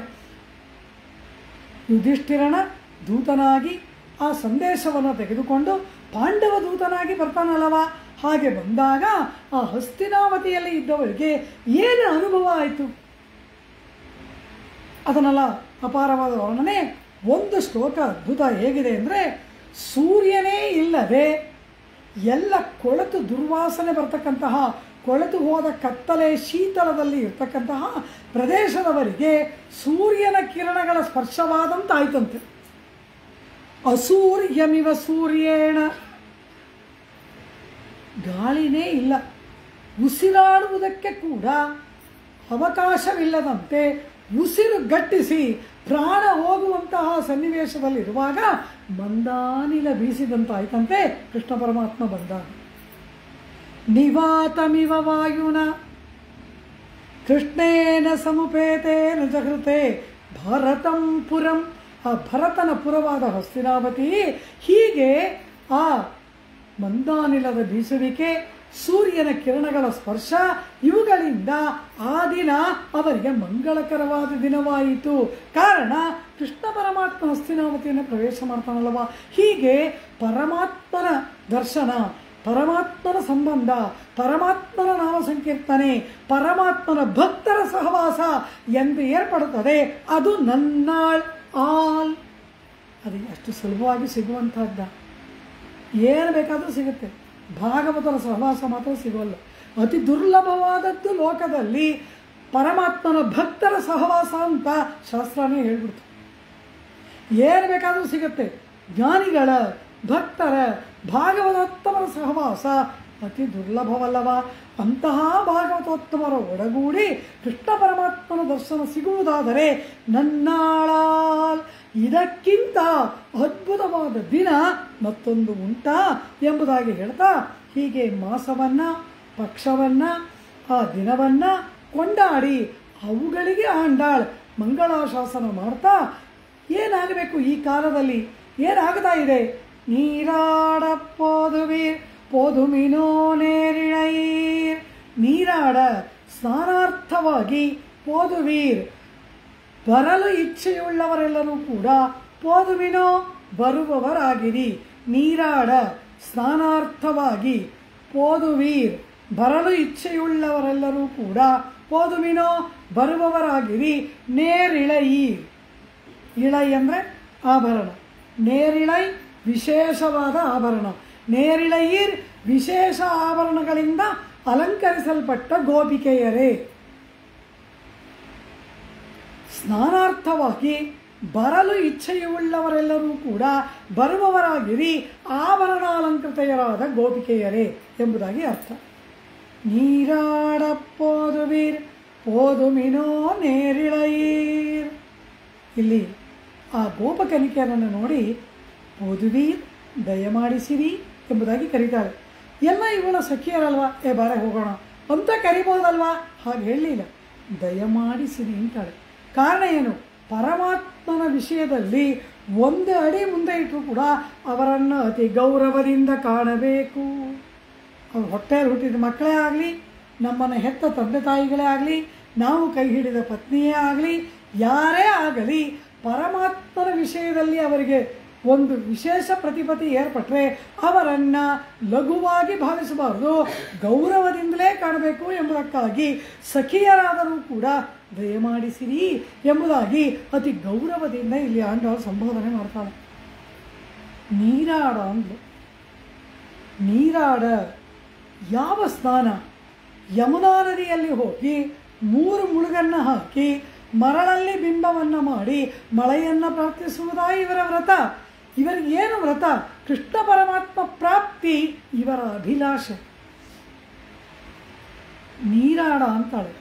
ಯಾವ ನೀರಾಟವನ್ನು ಹೇಳ್ತಾಳೆ? ಈ ಗೋಪಿಕೆಯರು ಈ ತಿರುಪ್ಪಾವೆಯಲ್ಲಿ ಎಷ್ಟು ಕಡೆ ನೀರಾಡ ಅನ್ನೋ ಶಬ್ದ ಬರುತ್ತೆ ಗೊತ್ತಾ? ಎಮ್ಮೈ ನೀರಾಟ್ಟು, ಉನ್ಮಣಾಳನೆ ಎಮ್ಮೈ ನೀರಾಟ್ಟು, ನೀರಾಟ ಅನ್ನೋ ಶಬ್ದ ಎಷ್ಟು ಕಡೆ ಬರುತ್ತೆ. ಆದರೆ ಈ 30 ಪಾಶುರಗಳಲ್ಲಿ ಈ ಗೋಪಿಕಾ ಗೋಷ್ಠಿ, ಈ ಆಂಡಾಳ ಗೋಷ್ಠಿ ಯಾವುದಾದ್ರೂ ನದಿಗೆ ಹೋದ್ರ, ಅಲ್ಲೇನಾದರೂ ಮುಳುಗಿದ್ರ, ಯಮುನಾ ನದಿಯ ಒಂದು ಬಿಂದು ನೀರಾದರೂ ಇವ್ರ ಮೈ ಮೇಲೆ ಸೋಕ್ತಾ? ಇಲ್ಲವೇ ಇಲ್ಲ. ಮತ್ತು ನೀರಾಡ ನೀರಾಡ ಸ್ನಾನ ಸ್ನಾನ ಸ್ನಾನಾರ್ಥ ಅಂತಾರಲ್ಲ, ಏನು ಅರ್ಥ ಅಂದರು? ತಮಿಳು ಭಾಷೆಯಲ್ಲಿ ಶುಮಯಾಡಲ್ ಅಂತ ಒಂದು ಪದ ಇದೆ. ಶುಮಯಾಡಲ್ ಅಂದರೆ ಜಲಕ್ರೀಡೆ ಆಡುವುದು, ನೀರಿನಲ್ಲಿ ಆಟವಾಡುವುದು ಅಂತ ಒಂದು ಅರ್ಥ. ನೀರಾಟಂ ಅಂದರೂ ನೀರಲ್ಲಿ ಆಟವಾಡುವುದು ಅಂತ ಅರ್ಥ. ಅದಕ್ಕೆ ಇನ್ನೊಂದು ಅರ್ಥವೇನು ಅಂದರೆ ಸ್ತ್ರೀ ಪುರುಷರ ಸಮಾಗಮ ಎಂಬುದು ಅರ್ಥ. ಸ್ತ್ರೀ ಪುರುಷರ ಸಮಾಗಮವನ್ನು ನೀರಾಟಂ ಎಂಬ ಸಾಂಕೇತಿಕವಾದ ಶಬ್ದದಿಂದ ಹೇಳ್ತಾರೆ. ಅಂದರೆ ಅರ್ಥ ಏನು? ಪರಮಾತ್ಮನೆಂಬ ಪುರುಷನೊಡನೆ ಜೀವಾತ್ಮನೆಂಬ ಸತಿ ಒಂದಾಗಿ ಕೂಡಿ ಭಗವದ್ ಅನುಭವದಲ್ಲಿ ಮುಳುಗುವುದು ಎಂಬುದು ನೀರಾಡ ಶಬ್ದದ ಅರ್ಥ. ಇಲ್ಲಿ ಯಾರು ಪತಿ, ಯಾರು ಪುರುಷ? ವೇದಾಹಮೇಕಂ ಪುರುಷಂ ಮಹಾಂತಂ, ಅವನು ಪುರುಷ. ಸತಿ ಯಾರು? ಸಮಸ್ತ ಜೀವಾತ್ಮಗಳು, ನಾವುಗಳು. ನಾವು ಪರಮಾತ್ಮಾನುಭವ ಮಾಡುವುದು, ಪರಮಾತ್ಮನೊಡನೆ ಕೂಡುವುದೇ ಇಲ್ಲಿ ಹೇಳಲ್ಪಡ್ತಕ್ಕಂತಹ ನೀರಾಟಂ. ಹೇಳ್ಬೋದಾ ಹೀಗೆ ಅಂದರು? ಮಹಾಭಾರತದ ಶಾಂತಿ ಪರ್ವ, ಅದರಲ್ಲಿ ಮೋಕ್ಷ ಧರ್ಮ ಪರ್ವದಲ್ಲಿ ವ್ಯಾಸ ಮುನಿವರಿಯರು ಅದ್ಭುತವಾಗಿ ಒಂದು ಮಾತನ್ನು ಹೇಳ್ತಾರೆ. ಏನಿದೆ ಅಲ್ಲಿ? ಸಾಂಸಾರಿಕವಾದ ಬೇಗೆಯಲ್ಲಿ ನೊಂದು ಬೆಂದಂತಹ ಒಬ್ಬ ವ್ಯಕ್ತಿ ಹೇಳ್ತಾನೆ, ಏಷ ಬ್ರಹ್ಮ ಪ್ರವಿಷ್ಟೋಸ್ಮಿ ಗ್ರೀಷ್ಮೆ ಶೀತಮಿವ ಕ್ರದಂ ಶಾಮ್ಯಾಮಿ ಪರಿನಿರ್ವಾಮಿ ಸುಖ ಮಾಮೇತಿ ಕೇವಲಂ. ಗ್ರೀಷ್ಮ ಕಾಲದಲ್ಲಿ, ಸುಡು ಬೇಸಗೆಯಲ್ಲಿ, ಆ ತಪಿಸತಕ್ಕಂತಹ ಸುಡು ಬೇಸಗೆಯಲ್ಲಿ ಒಂದು ಶೀತಲವಾದ ತಟಾಕವನ್ನು ಪ್ರವೇಶಿಸಿ ಆ ನಮ್ಮ ಶ್ರಮವನ್ನು ಪರಿಹಾರ ಮಾಡಿಕೊಳ್ಳುವಂತೆ ಸಾಂಸಾರಿಕವಾದ ಬೇಗೆಯಲ್ಲಿ ಬೆಂದ ನಾನು ಪರಮಾತ್ಮನೆಂಬ ತಟಾಕವನ್ನು ಪ್ರವೇಶಿಸಿ ತಾಪವನ್ನು ಕಳೆದುಕೊಳ್ತೇನೆ. ಪರಮಾತ್ಮನೇ ತಟಾಕ. ಎಷ್ಟು ಕಡೆಗಳಲ್ಲಿ ಇದನ್ನು ಹೇಳ್ತಾರೆ. ಗ್ರೀಷ್ಮೆ ಶೀತಮಿವ ಹೃದಂ, ಶೀತಲವಾದ ಹೃದ ತಟಾಕವನ್ನು ಬೇಸಿಗೆ ಕಾಲದಲ್ಲಿ ಪ್ರವೇಶಿಸಿ ಸುಡು ಬೇಸಿಗೆಯ ತಾಪವನ್ನು ಪರಿಹಾರ ಮಾಡಿಕೊಳ್ಳುವಂತೆ ಬ್ರಹ್ಮ ಪ್ರವಿಷ್ಟೋಸ್ಮಿ, ಪರಮಾತ್ಮನಾದ ಪರಬ್ರಹ್ಮನಲ್ಲಿ ಸಾಂಸಾರಿಕ ತಾಪದಲ್ಲಿ ಬೆಂದ ನಾನು ಪರಮಾತ್ಮನೊಡನೆ ಕೂಡಿ ಈ ಸಾಂಸಾರಿಕ ತಾಪವನ್ನು ಕಳೆದುಕೊಳ್ತೇನೆ. ಅಂದರೆ ಏನು? ಕೊಳದಲ್ಲಿ ಮುಳುಗುವಂತೆ ಬ್ರಹ್ಮನಲ್ಲಿ ಮುಳುಗುವಿಕೆ. ಇದನ್ನು ಆಂಡಾಳ್ ನೀರಾಡ ಎಂಬುದಾಗಿ ಹೇಳ್ತಾಳೆ. ಈ ನೀರಾಟಂ ಇದೆಯಲ್ಲ, ಇದು ಎಲ್ಲರಿಗೆ ಸುಲಭವಾಗಿ ಸಿಗುವಂತಹದ್ದ. ಕುಲಶೇಖರ ಆಳ್ವಾರ್ ಎಷ್ಟು ಚೆನ್ನಾಗಿ ಇದೇ ಮಾತನ್ನು ಹೇಳ್ತಾರೆ. ಆ ನೀರಲ್ಲಿ ಮುಳುಗಬೇಕು ಅಂತಾರೆ. ಎಂಥ ನೀರು? ಆಳ್ವಾರ್ಗಳು ಅದ್ಭುತವಾಗಿ ಹಾಡ್ತಾರೆ. ದಶರಥ ಚಕ್ರವರ್ತಿ ಒಂದು ಸುಂದರವಾದ ತಟಾಕವನ್ನು ಪ್ರಸವಿಸಿದ. ಅವನ ಮಗನನ್ನು ಪ್ರಸವಿಸಲಿಲ್ಲ, ಸುಂದರವಾದ ತಟಾಕವನ್ನು ಪ್ರಸವಿಸಿದ. ತಯರದನ್ ಬೆತ್ತ ಮರದಗ ಮಣಿ ತಡತ್ತಿನಯೇ. ರಾಮನೆಂಬುವನೇ ಒಂದು ತಟಾಕ. ಸಾಂಸಾರಿಕ ತಾಪದಲ್ಲಿ ಬೆಂದ ನಮಗೆ, ಆದಿವ್ಯಾಧಿಗಳಿಂದ ನೊಂದ ನಮಗೆ ಶೀತಲವಾದ ಅನುಭವವನ್ನು ಕೊಟ್ಟು ತಾಪ ಪರಿಹಾರ ಮಾಡುವ ತಟಾಕ ಶ್ರೀರಾಮನಲ್ಲದೆ ಬೇರೊಂದು ಉಂಟ? ರಾಮನೇ ದಿವ್ಯವಾದಂತಹ ಆ ತಟಾಕವಲ್ಲವ? ಅಂತಹ ಆ ತಟಾಕವನ್ನು ಪ್ರವೇಶ ಮಾಡಿ ಆ ಪರಮಾತ್ಮನೆಂಬತಕ್ಕಂತಹ ಅವನಲ್ಲಿ ಒಂದಾಗಿ ಕೂಡತಕ್ಕಂತಹ ಆ ಬ್ರಹ್ಮಾನುಭವವನ್ನು ಆಂಡಾಳ ನೀರಾಡ ಎಂಬುದಾಗಿ ಹೇಳ್ತಾಳೆ. ಒಂದ ಎರಡ ಅನೇಕ ಕಡೆಗಳಲ್ಲಿ ಈ ಮಾತನ್ನು ಹರಿಸರಸಿ ವಿಗಾಖ್ಯ ಪೀಯ ತೇಜೋ ಜಲೌಘಂ ಭವಮರುಪರಿಖಿನ್ನ ಖೇದ ಮಧ್ಯ ತ್ಯಜಾಮಿ. ಹರಿಸರಸಿ ವಿಗಾಖ್ಯ, ಹರಿ ಎಂಬತಕ್ಕಂತಹ ಸರಸಿ, ಸರಸ್ಸಿನಲ್ಲಿ ವಿಗಾಖ್ಯ ಪೂರ್ಣವಾಗಿ ಮುಳುಗಿ ಭವ ಮರು ಪರಿಖಿನ್ನ. ಈ ಭವ ಸಾಂಸಾರಿಕವಾದ ತಾಪದಿಂದ ಖಿನ್ನನಾದ ನಾನು ಸುಖವನ್ನು ಪಡೆಯುತ್ತೇನೆ. ಹರಿಸರಸಿ ವಿಗಾಖ್ಯ ತೀಯ ತೇಜೋ ಜಲೌಘಂ ಭವ ಮರು ಪರಿಖಿನ್ನ ಖೇದಂ. ಆ ಸಾಂಸಾರಿಕವಾದ ಖೇದ ಶೋಕವನ್ನು ಅದ್ಯತ್ಯಜಾಮಿ, ಈಗಲೇ ಹೊರಟೋಯ್ತು ನನಗೆ. ಈಗ ಮುಳುಗದೆ ಆಮೇಲೆ ಹೋಗಲಿಲ್ಲ, ಮುಳುಗ್ತಾ ಇರುವಾಗಲೇ ಹೊರಟೋಯ್ತು. ಪೆರಿಯಾಳ್ವಾರು ಹೇಳ್ತಾರೆ, ನಿನೈಂದಿರಂದೇ ಶಿರಮಂ ತೀರ್ಂದೇನ್ ನೇಮಿ ನೆಡಿಯವನೇ. ಹೇ ಪರಮಾತ್ಮ, ನಿನ್ನ ನಾಮಸ್ಮರಣೆಯನ್ನು ಮಾಡಿದ ಮೇಲೆ ನನಗೆ ಕಷ್ಟ ಹೋಗಲಿಲ್ಲ, ಮಾಡ್ತಾ ಇರುವಾಗಲೇ ಶ್ರಮ ಹೊರಟೋಯ್ತು. ನಿನೈಂದಿರಂದೇ ಶಿರಮಂ ತೀರ್ಂದೇನ್, ಶ್ರಮವನ್ನು ಕಳ್ಕೊಂಡು ಬಿಟ್ಟೆ. ಹರಿಸರಸಿ ವಿಗಾಖ್ಯ, ಆ ತಟಾಕದಲ್ಲಿ ಮುಳುಗಿ ಬಂದ ಮೇಲೆ ಯಾವಾಗಲೂ ಕಷ್ಟ ನಿವಾರಣೆ ಅಲ್ಲ, ಆ ತಟಾಕದೊಡನೆ ಸಂಬಂಧ ಏರ್ಪಟ್ಟಾಗಲೇ ಶ್ರಮ ಪರಿಹಾರವಾಗೋಯ್ತು. ಹರಿಸರಸಿ ವಿಗಾಖ್ಯ ಪೀಯ ತೇಜೋ ಜಲೌಘಂ ಭವಮರುಪರಿ ಖಿನ್ನ ಖೇದಂ ಅದ್ಯತ್ಯಜಾಮಿ. ಈಗಲೇ ಹೊರಟೋಯ್ತಲ್ಲವ ಅಂತಹ ಭಗವದನುಭವ, ಅಂತಹ ಪರಮಾತ್ಮನ ನಾಮ ಸಂಕೀರ್ತನೆ. ಕಾರಣ ಅದು ಭಗವಂತನ ಕೃಪೆ. ಅವನ ಕೃಪಾ ತೀರ್ಥದಲ್ಲಿ ನಮ್ಮನ್ನು ಮುಳುಗಿಸಿದಾಗ ನಮ್ಮ ಶ್ರಮವೆಲ್ಲ ಪರಿಹಾರವಾಗುತ್ತದೆ ಅಲ್ಲವ. ಅದನ್ನು ದೇವಿ ಆಂಡಾಳ್ ನೀರಾಡ ಪರಮಾತ್ಮ ತೀರ್ಥವ, ಪರಮಾತ್ಮ ಜಲವ ವೇದವೇ ಹೇಳ್ಬಿಡ್ತು. ಆಪ ಶಬ್ದ ವಾಚ್ಯನಾದವನೇ ಪರಮಾತ್ಮ ಅಂತ. ಅವನೇ ಪರಮಾತ್ಮ. ರಸೋ ವೈ ಸಹ ಹೇಳ್ತು. ರಸ ಅಂದರೆ ಜಲವಾದ ಪದಾರ್ಥ ಯಾರು? ರಸೋ ವೈ ಸಹ ಅವನೇ. ಆ ಪರತಾತ್ಮವೇ ರಸ, ಅವನೇ ಜಲ ಎಂಬುದಾಗಿ ವೇದ ಹೇಳ್ತಲ್ಲವ. ಸ್ವಾಮಿ ತಿರುಮಂಗಯಾಳ್ವಾರ್ ತಿರುನೆಡುಂದಾಂಡಹಂ ಅಂತ ಒಂದು ಗ್ರಂಥ, ಅದ್ಭುತವಾದ ಗ್ರಂಥ. ಅದರಲ್ಲಿ ಆಳ್ವಾರರೇ ತಾಯಿ, ಆಳ್ವಾರರೇ ಮಗಳು, ಆಳ್ವಾರರೇ ಆ ಮಗಳ ಗೆಳತಿ ಎಲ್ಲ ಏಕಪಾತ್ರಾಭಿನಯ. ಅದರಲ್ಲಿ ಪರಮಾತ್ಮನ ಮೇಲಿನ ಪ್ರೇಮದಿಂದ ತನ್ನ ಮಾತನ್ನು ಕೇಳದೆ ಮನೆ ಬಿಟ್ಟು ಮಗಳು ಹೊರಟೋಗ್ಬಿಟ್ಟಿದ್ದಾಳೆ ಪರಮಾತ್ಮನ ಹುಡ್ಕೊಂಡು. ಆ ತಾಯಿ ಅಯ್ಯೋ ಹೇಳಿದ ಮಾತು ಕೇಳಿದೆ, ಈ ಮಗು ಮನೆ ಬಿಟ್ಟು ಹೊರಟೋಯ್ತಲ್ಲ ಎಂಬುದಾಗಿ ಹೇಳುವಾಗ ಅವ್ರು ಏನು ಹೇಳ್ತಾರೆ ಅಂತ ಕೇಳಿದ್ರೆ, ಆ ಮಗಳು ಹೋದದ್ದು ಎಲ್ಲಿಗೆ? ಆ ಮಗಳು ನೀ ಪೊತ್ತಾಹ ಮರೆಕ್ಕಯಂ ನೀರಾಡಪ್ಪೋನಾಳ್. ತಾವರೆಯ ತಟಾಕದಲ್ಲಿ ನನ್ನ ಮಗಳು ಸ್ನಾನ ಮಾಡುವುದಕ್ಕೆ ಹೋದಳು ಎಂಬುದಾಗಿ ತಾಯಿ ಹೇಳ್ತಾಳೆ.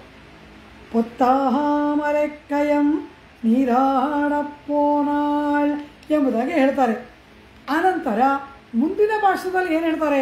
ತಿರುವರಂಗಂ ಊರೆನ್ನು ಪೋಯಿನಾಳೆ. ಶ್ರೀರಂಗ ದಿವ್ಯಕ್ಷೇತ್ರಕ್ಕೆ ಹೋದ್ಲು ಅಂತಾರೆ. ಅರ್ಥವೇನು?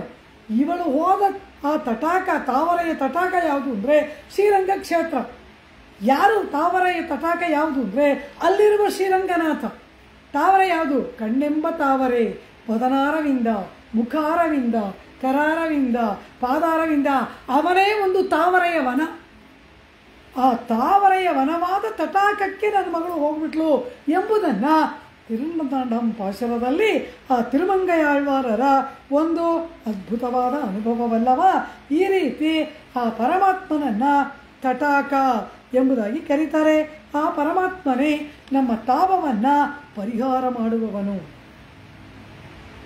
ಪರಾಶರ ಭಟ್ಟರು ಎಂಬ ಆಚಾರ್ಯರು ಶ್ರೀರಂಗ ಕ್ಷೇತ್ರಕ್ಕೆ ಹೋಗಿ ಪರಮಾತ್ಮನ ಮುಂದೆ ನಿಂತುಕೊಂಡು ಪರಮಾತ್ಮ ಶಯನ ಮಾಡಿಕೊಂಡಂತಹ ಕುಡದಿಸೆ ಮುಡಿಯ ವೈத்து குடதிசை பாதம் நீட்டி வடதிசை பின்பு காட்டி தென்திசை இலங்கை நோக்கி உடலென குருகுமாலೋ ಎನ್ செய்ಯೇನ್ ಉಲಹತ್ತೀರೆ. ಶಯನ ಮಾಡಿಕೊಂಡ ರಂಗನಾಥನ ಅಪೂರ್ವವಾದ ಭಂಗಿಯನ್ನು ಹಾಗೆ ವರ್ಣನೆ ಮಾಡ್ತಾರೆ. ಹಾಗೆ ಮಾಡ್ತಾ ಅಂತಹ ಪರಮಾತ್ಮನನ್ನು ದರ್ಶನ ಮಾಡುವುದಕ್ಕೆ ಪರಾಶರ ಭಟ್ಟರು ಅಲ್ಲಿ ಹೋಗಿ ನಿಂತುಕೊಂಡು ದರ್ಶನ ಮಾಡುವಾಗ ಏನು ಹೇಳ್ತಾರೆ ಗೊತ್ತಾ? ಎಲೈ ಕಣ್ಣುಗಳೇ, ತಮ್ಮ ಕಣ್ಣನ್ನು ನೋಡಿ ಹೇಳ್ತಾರೆ. ಆ ರಂಗನಾಥನ ದರ್ಶನ ಮಾಡುವ ತಮ್ಮ ಕಣ್ಣುಗಳನ್ನು ನೋಡಿ ಹೇಳ್ತಾರೆ, ಎಲೈ ಕಣ್ಣುಗಳೇ ಕುಡಿಯಿರಿ ಕುಡಿಯಿರಿ, ಪಾನ ಮಾಡಿರಿ ಪಾನ ಮಾಡಿರಿ, ಅದ್ಭುತವಾಗಿ ಪಾನ ಮಾಡಿರಿ. ಇದೋ ನಿಮ್ಮ ಕಣ್ಣ ಮುಂದೆ, ನಿಮ್ಮ ಮುಂದೆ ಅಪರಿಮಿತವಾದ ತಾವರೆಗಳು ತುಂಬಿದ ಅಮೃತೋಪಮವಾದ ತೀರ್ಥವಿದೆ, ಪಾನ ಮಾಡಿ ಮಾಡಿ ಅಂತ ಕಣ್ಣಿಗೆ ಹೇಳ್ತಾರೆ. ಪರಮಾತ್ಮನೇ ಆ ತೀರ್ಥವಲ್ಲವ?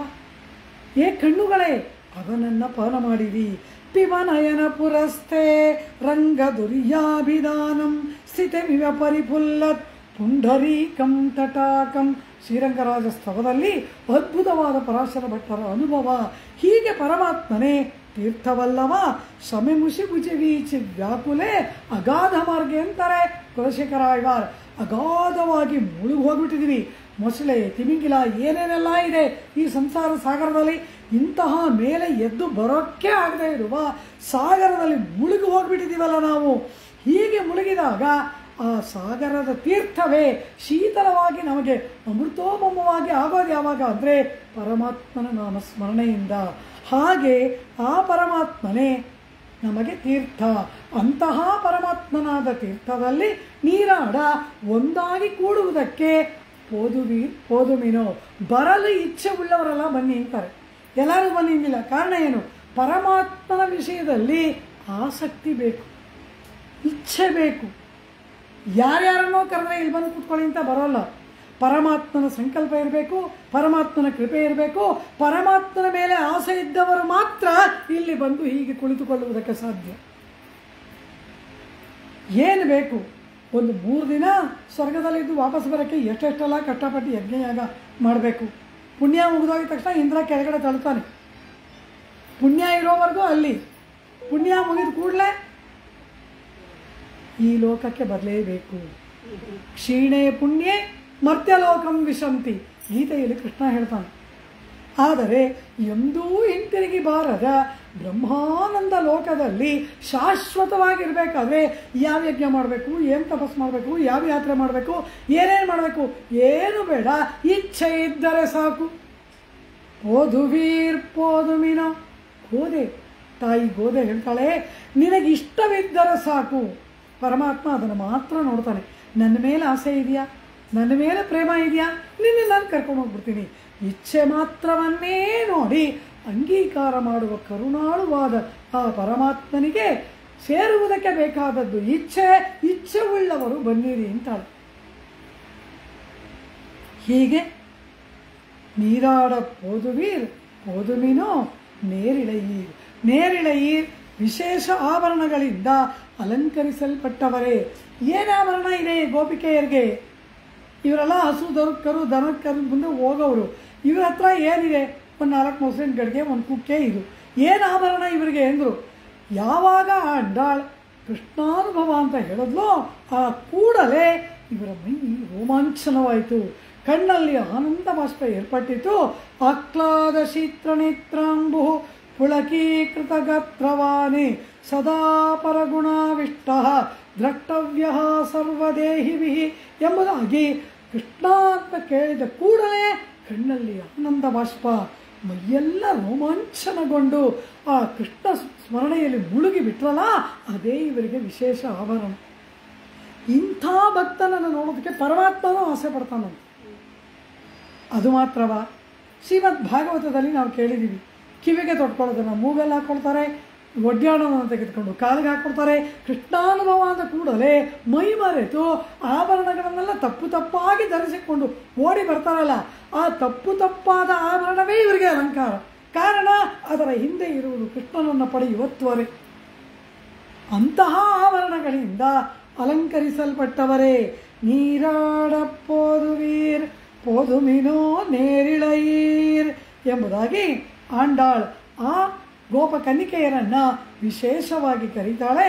ಹೀಗೆ ಕರೀತಾ ಇದೆಯಲ್ಲ, ಎಲ್ಲಿಗೆ ಹೋಗಬೇಕು, ಏನು ಮಾಡಬೇಕು ಅಂದರೆ, ತಾವು ಹೋಗಬೇಕಾದ ಸ್ಥಳ ಯಾವುದು, ಅಲ್ಲಿ ಏನು ವಿಶೇಷ ಇದೆ, ಅಲ್ಲಿ ಯಾರಿದ್ದಾರೆ, ಹೇಗೆ ಅವನನ್ನು ನಾವು ಪಡೀಬೇಕು, ಹೇಗೆ ಪರಮಾತ್ಮನನ್ನು ಆಶ್ರಯಿಸಬೇಕು, ಯಾರಿಗೆ ಪರಮಾತ್ಮ ತನ್ನನ್ನೇ ಕೊಟ್ಟುಕೊಳ್ತಾನೆ ಎಂಬಂತಹ ಅತ್ಯಂತ ರಸಭರಿತವಾದ ಅನೇಕ ರಹಸ್ಯಾರ್ಥಗಳನ್ನು ಒಳಗೊಂಡ ಅದ್ಭುತವಾದ ವಿಚಾರಗಳನ್ನು ಮುಂದಿನ ಸಾಲಗಳಲ್ಲಿ ಆಂಡಾಳ್ ವರ್ಣನೆ ಮಾಡ್ತಾಳೆ. ಅದನ್ನು ನಾಳೆಯ ಉಪನ್ಯಾಸದಲ್ಲಿ ಅನುಭವಿಸೋಣ ಎಂದು ಪ್ರಾರ್ಥಿಸುತ್ತಾ ಇಂದಿನ ಉಪನ್ಯಾಸಕ್ಕೆ ಮಂಗಳ. மார்கழி திங்கள் மதி நிறைந்த நன்னாளால் நீராடப் போதுவீர் போதுமினோ நேரிழையீர் சீர்மல்குமாய்ப்பாடி செல்வச் சிறுமீர்கள் கூர்வேல் கொடுந்தொழிலன் நந்தகோபன் குமரன் ஏறார்ந்த கண்ணி யசோதை இளம் சிங்கம் கார்மே நிச்சங்கன் கதிர்மதியம் போல் முகத்தான் நாராயணனே நமக்கே பறை தருவான் பாரோர் புகழ படிந்தேலோர் ಎಂಬಾವಾಯ್. ಸೋಚ್ಚಿಷ್ಟಮಾಲಿಕಾ ಗಂಧಬಂಧುರ ಜಿಷ್ಣವೇ ವಿಷ್ಣುಚಿತ್ತ ತನೂಜಾಯೈ ಗೋದಾಯೈ ನಿತ್ಯಮಂಗಳಂ ಮಾದೃಶಾ ಕಿಂಚನ ತ್ರಾಣ ಬದ್ಧ ಕಂಕಣಪಾಣಯೇ ವಿಷ್ಣುಚಿತ್ತ ತನೂಜಾಯೈ ಗೋದಾಯೈ ನಿತ್ಯಮಂಗಳಂ ಶ್ರೀಮತ್ಯೈ ವಿಷ್ಣುಚಿತ್ತಾರ್ಯ ಮನೋನಂದನ ಹೇತವೇ ನಂದನಂದನ ಸುಂದರ್ಯೈ ಗೋದಾಯೈ ನಿತ್ಯಮಂಗಳಂ திருவாடிப்பூரத்தில் ஜகத்துதித்தாள் வாழியே, திருப்பாவை 30 செப்பினாள் வாழியே, பெரியாழ்வார் பெற்றெடுத்த பெண் பிள்ளை வாழியே, பெரும்பூதூர் மாமுனிக்கு பின்னானாள் வாழியே, 143 உரைத்தாள் வாழியே, உயரரங்கற்கே கண்ணி உகம் தளித்தாள் வாழியே, மறுவாரும் திருவள்ளி வடநாடி வாழியே, வன்புதுவனகர் கோதை மலர்பதங்கள் வாழியே. ஆண்டாள் திருவடிகளே சரணம். சர்வம் ஸ்ரீ கிருஷ்ணார்ப்பணமஸ்து.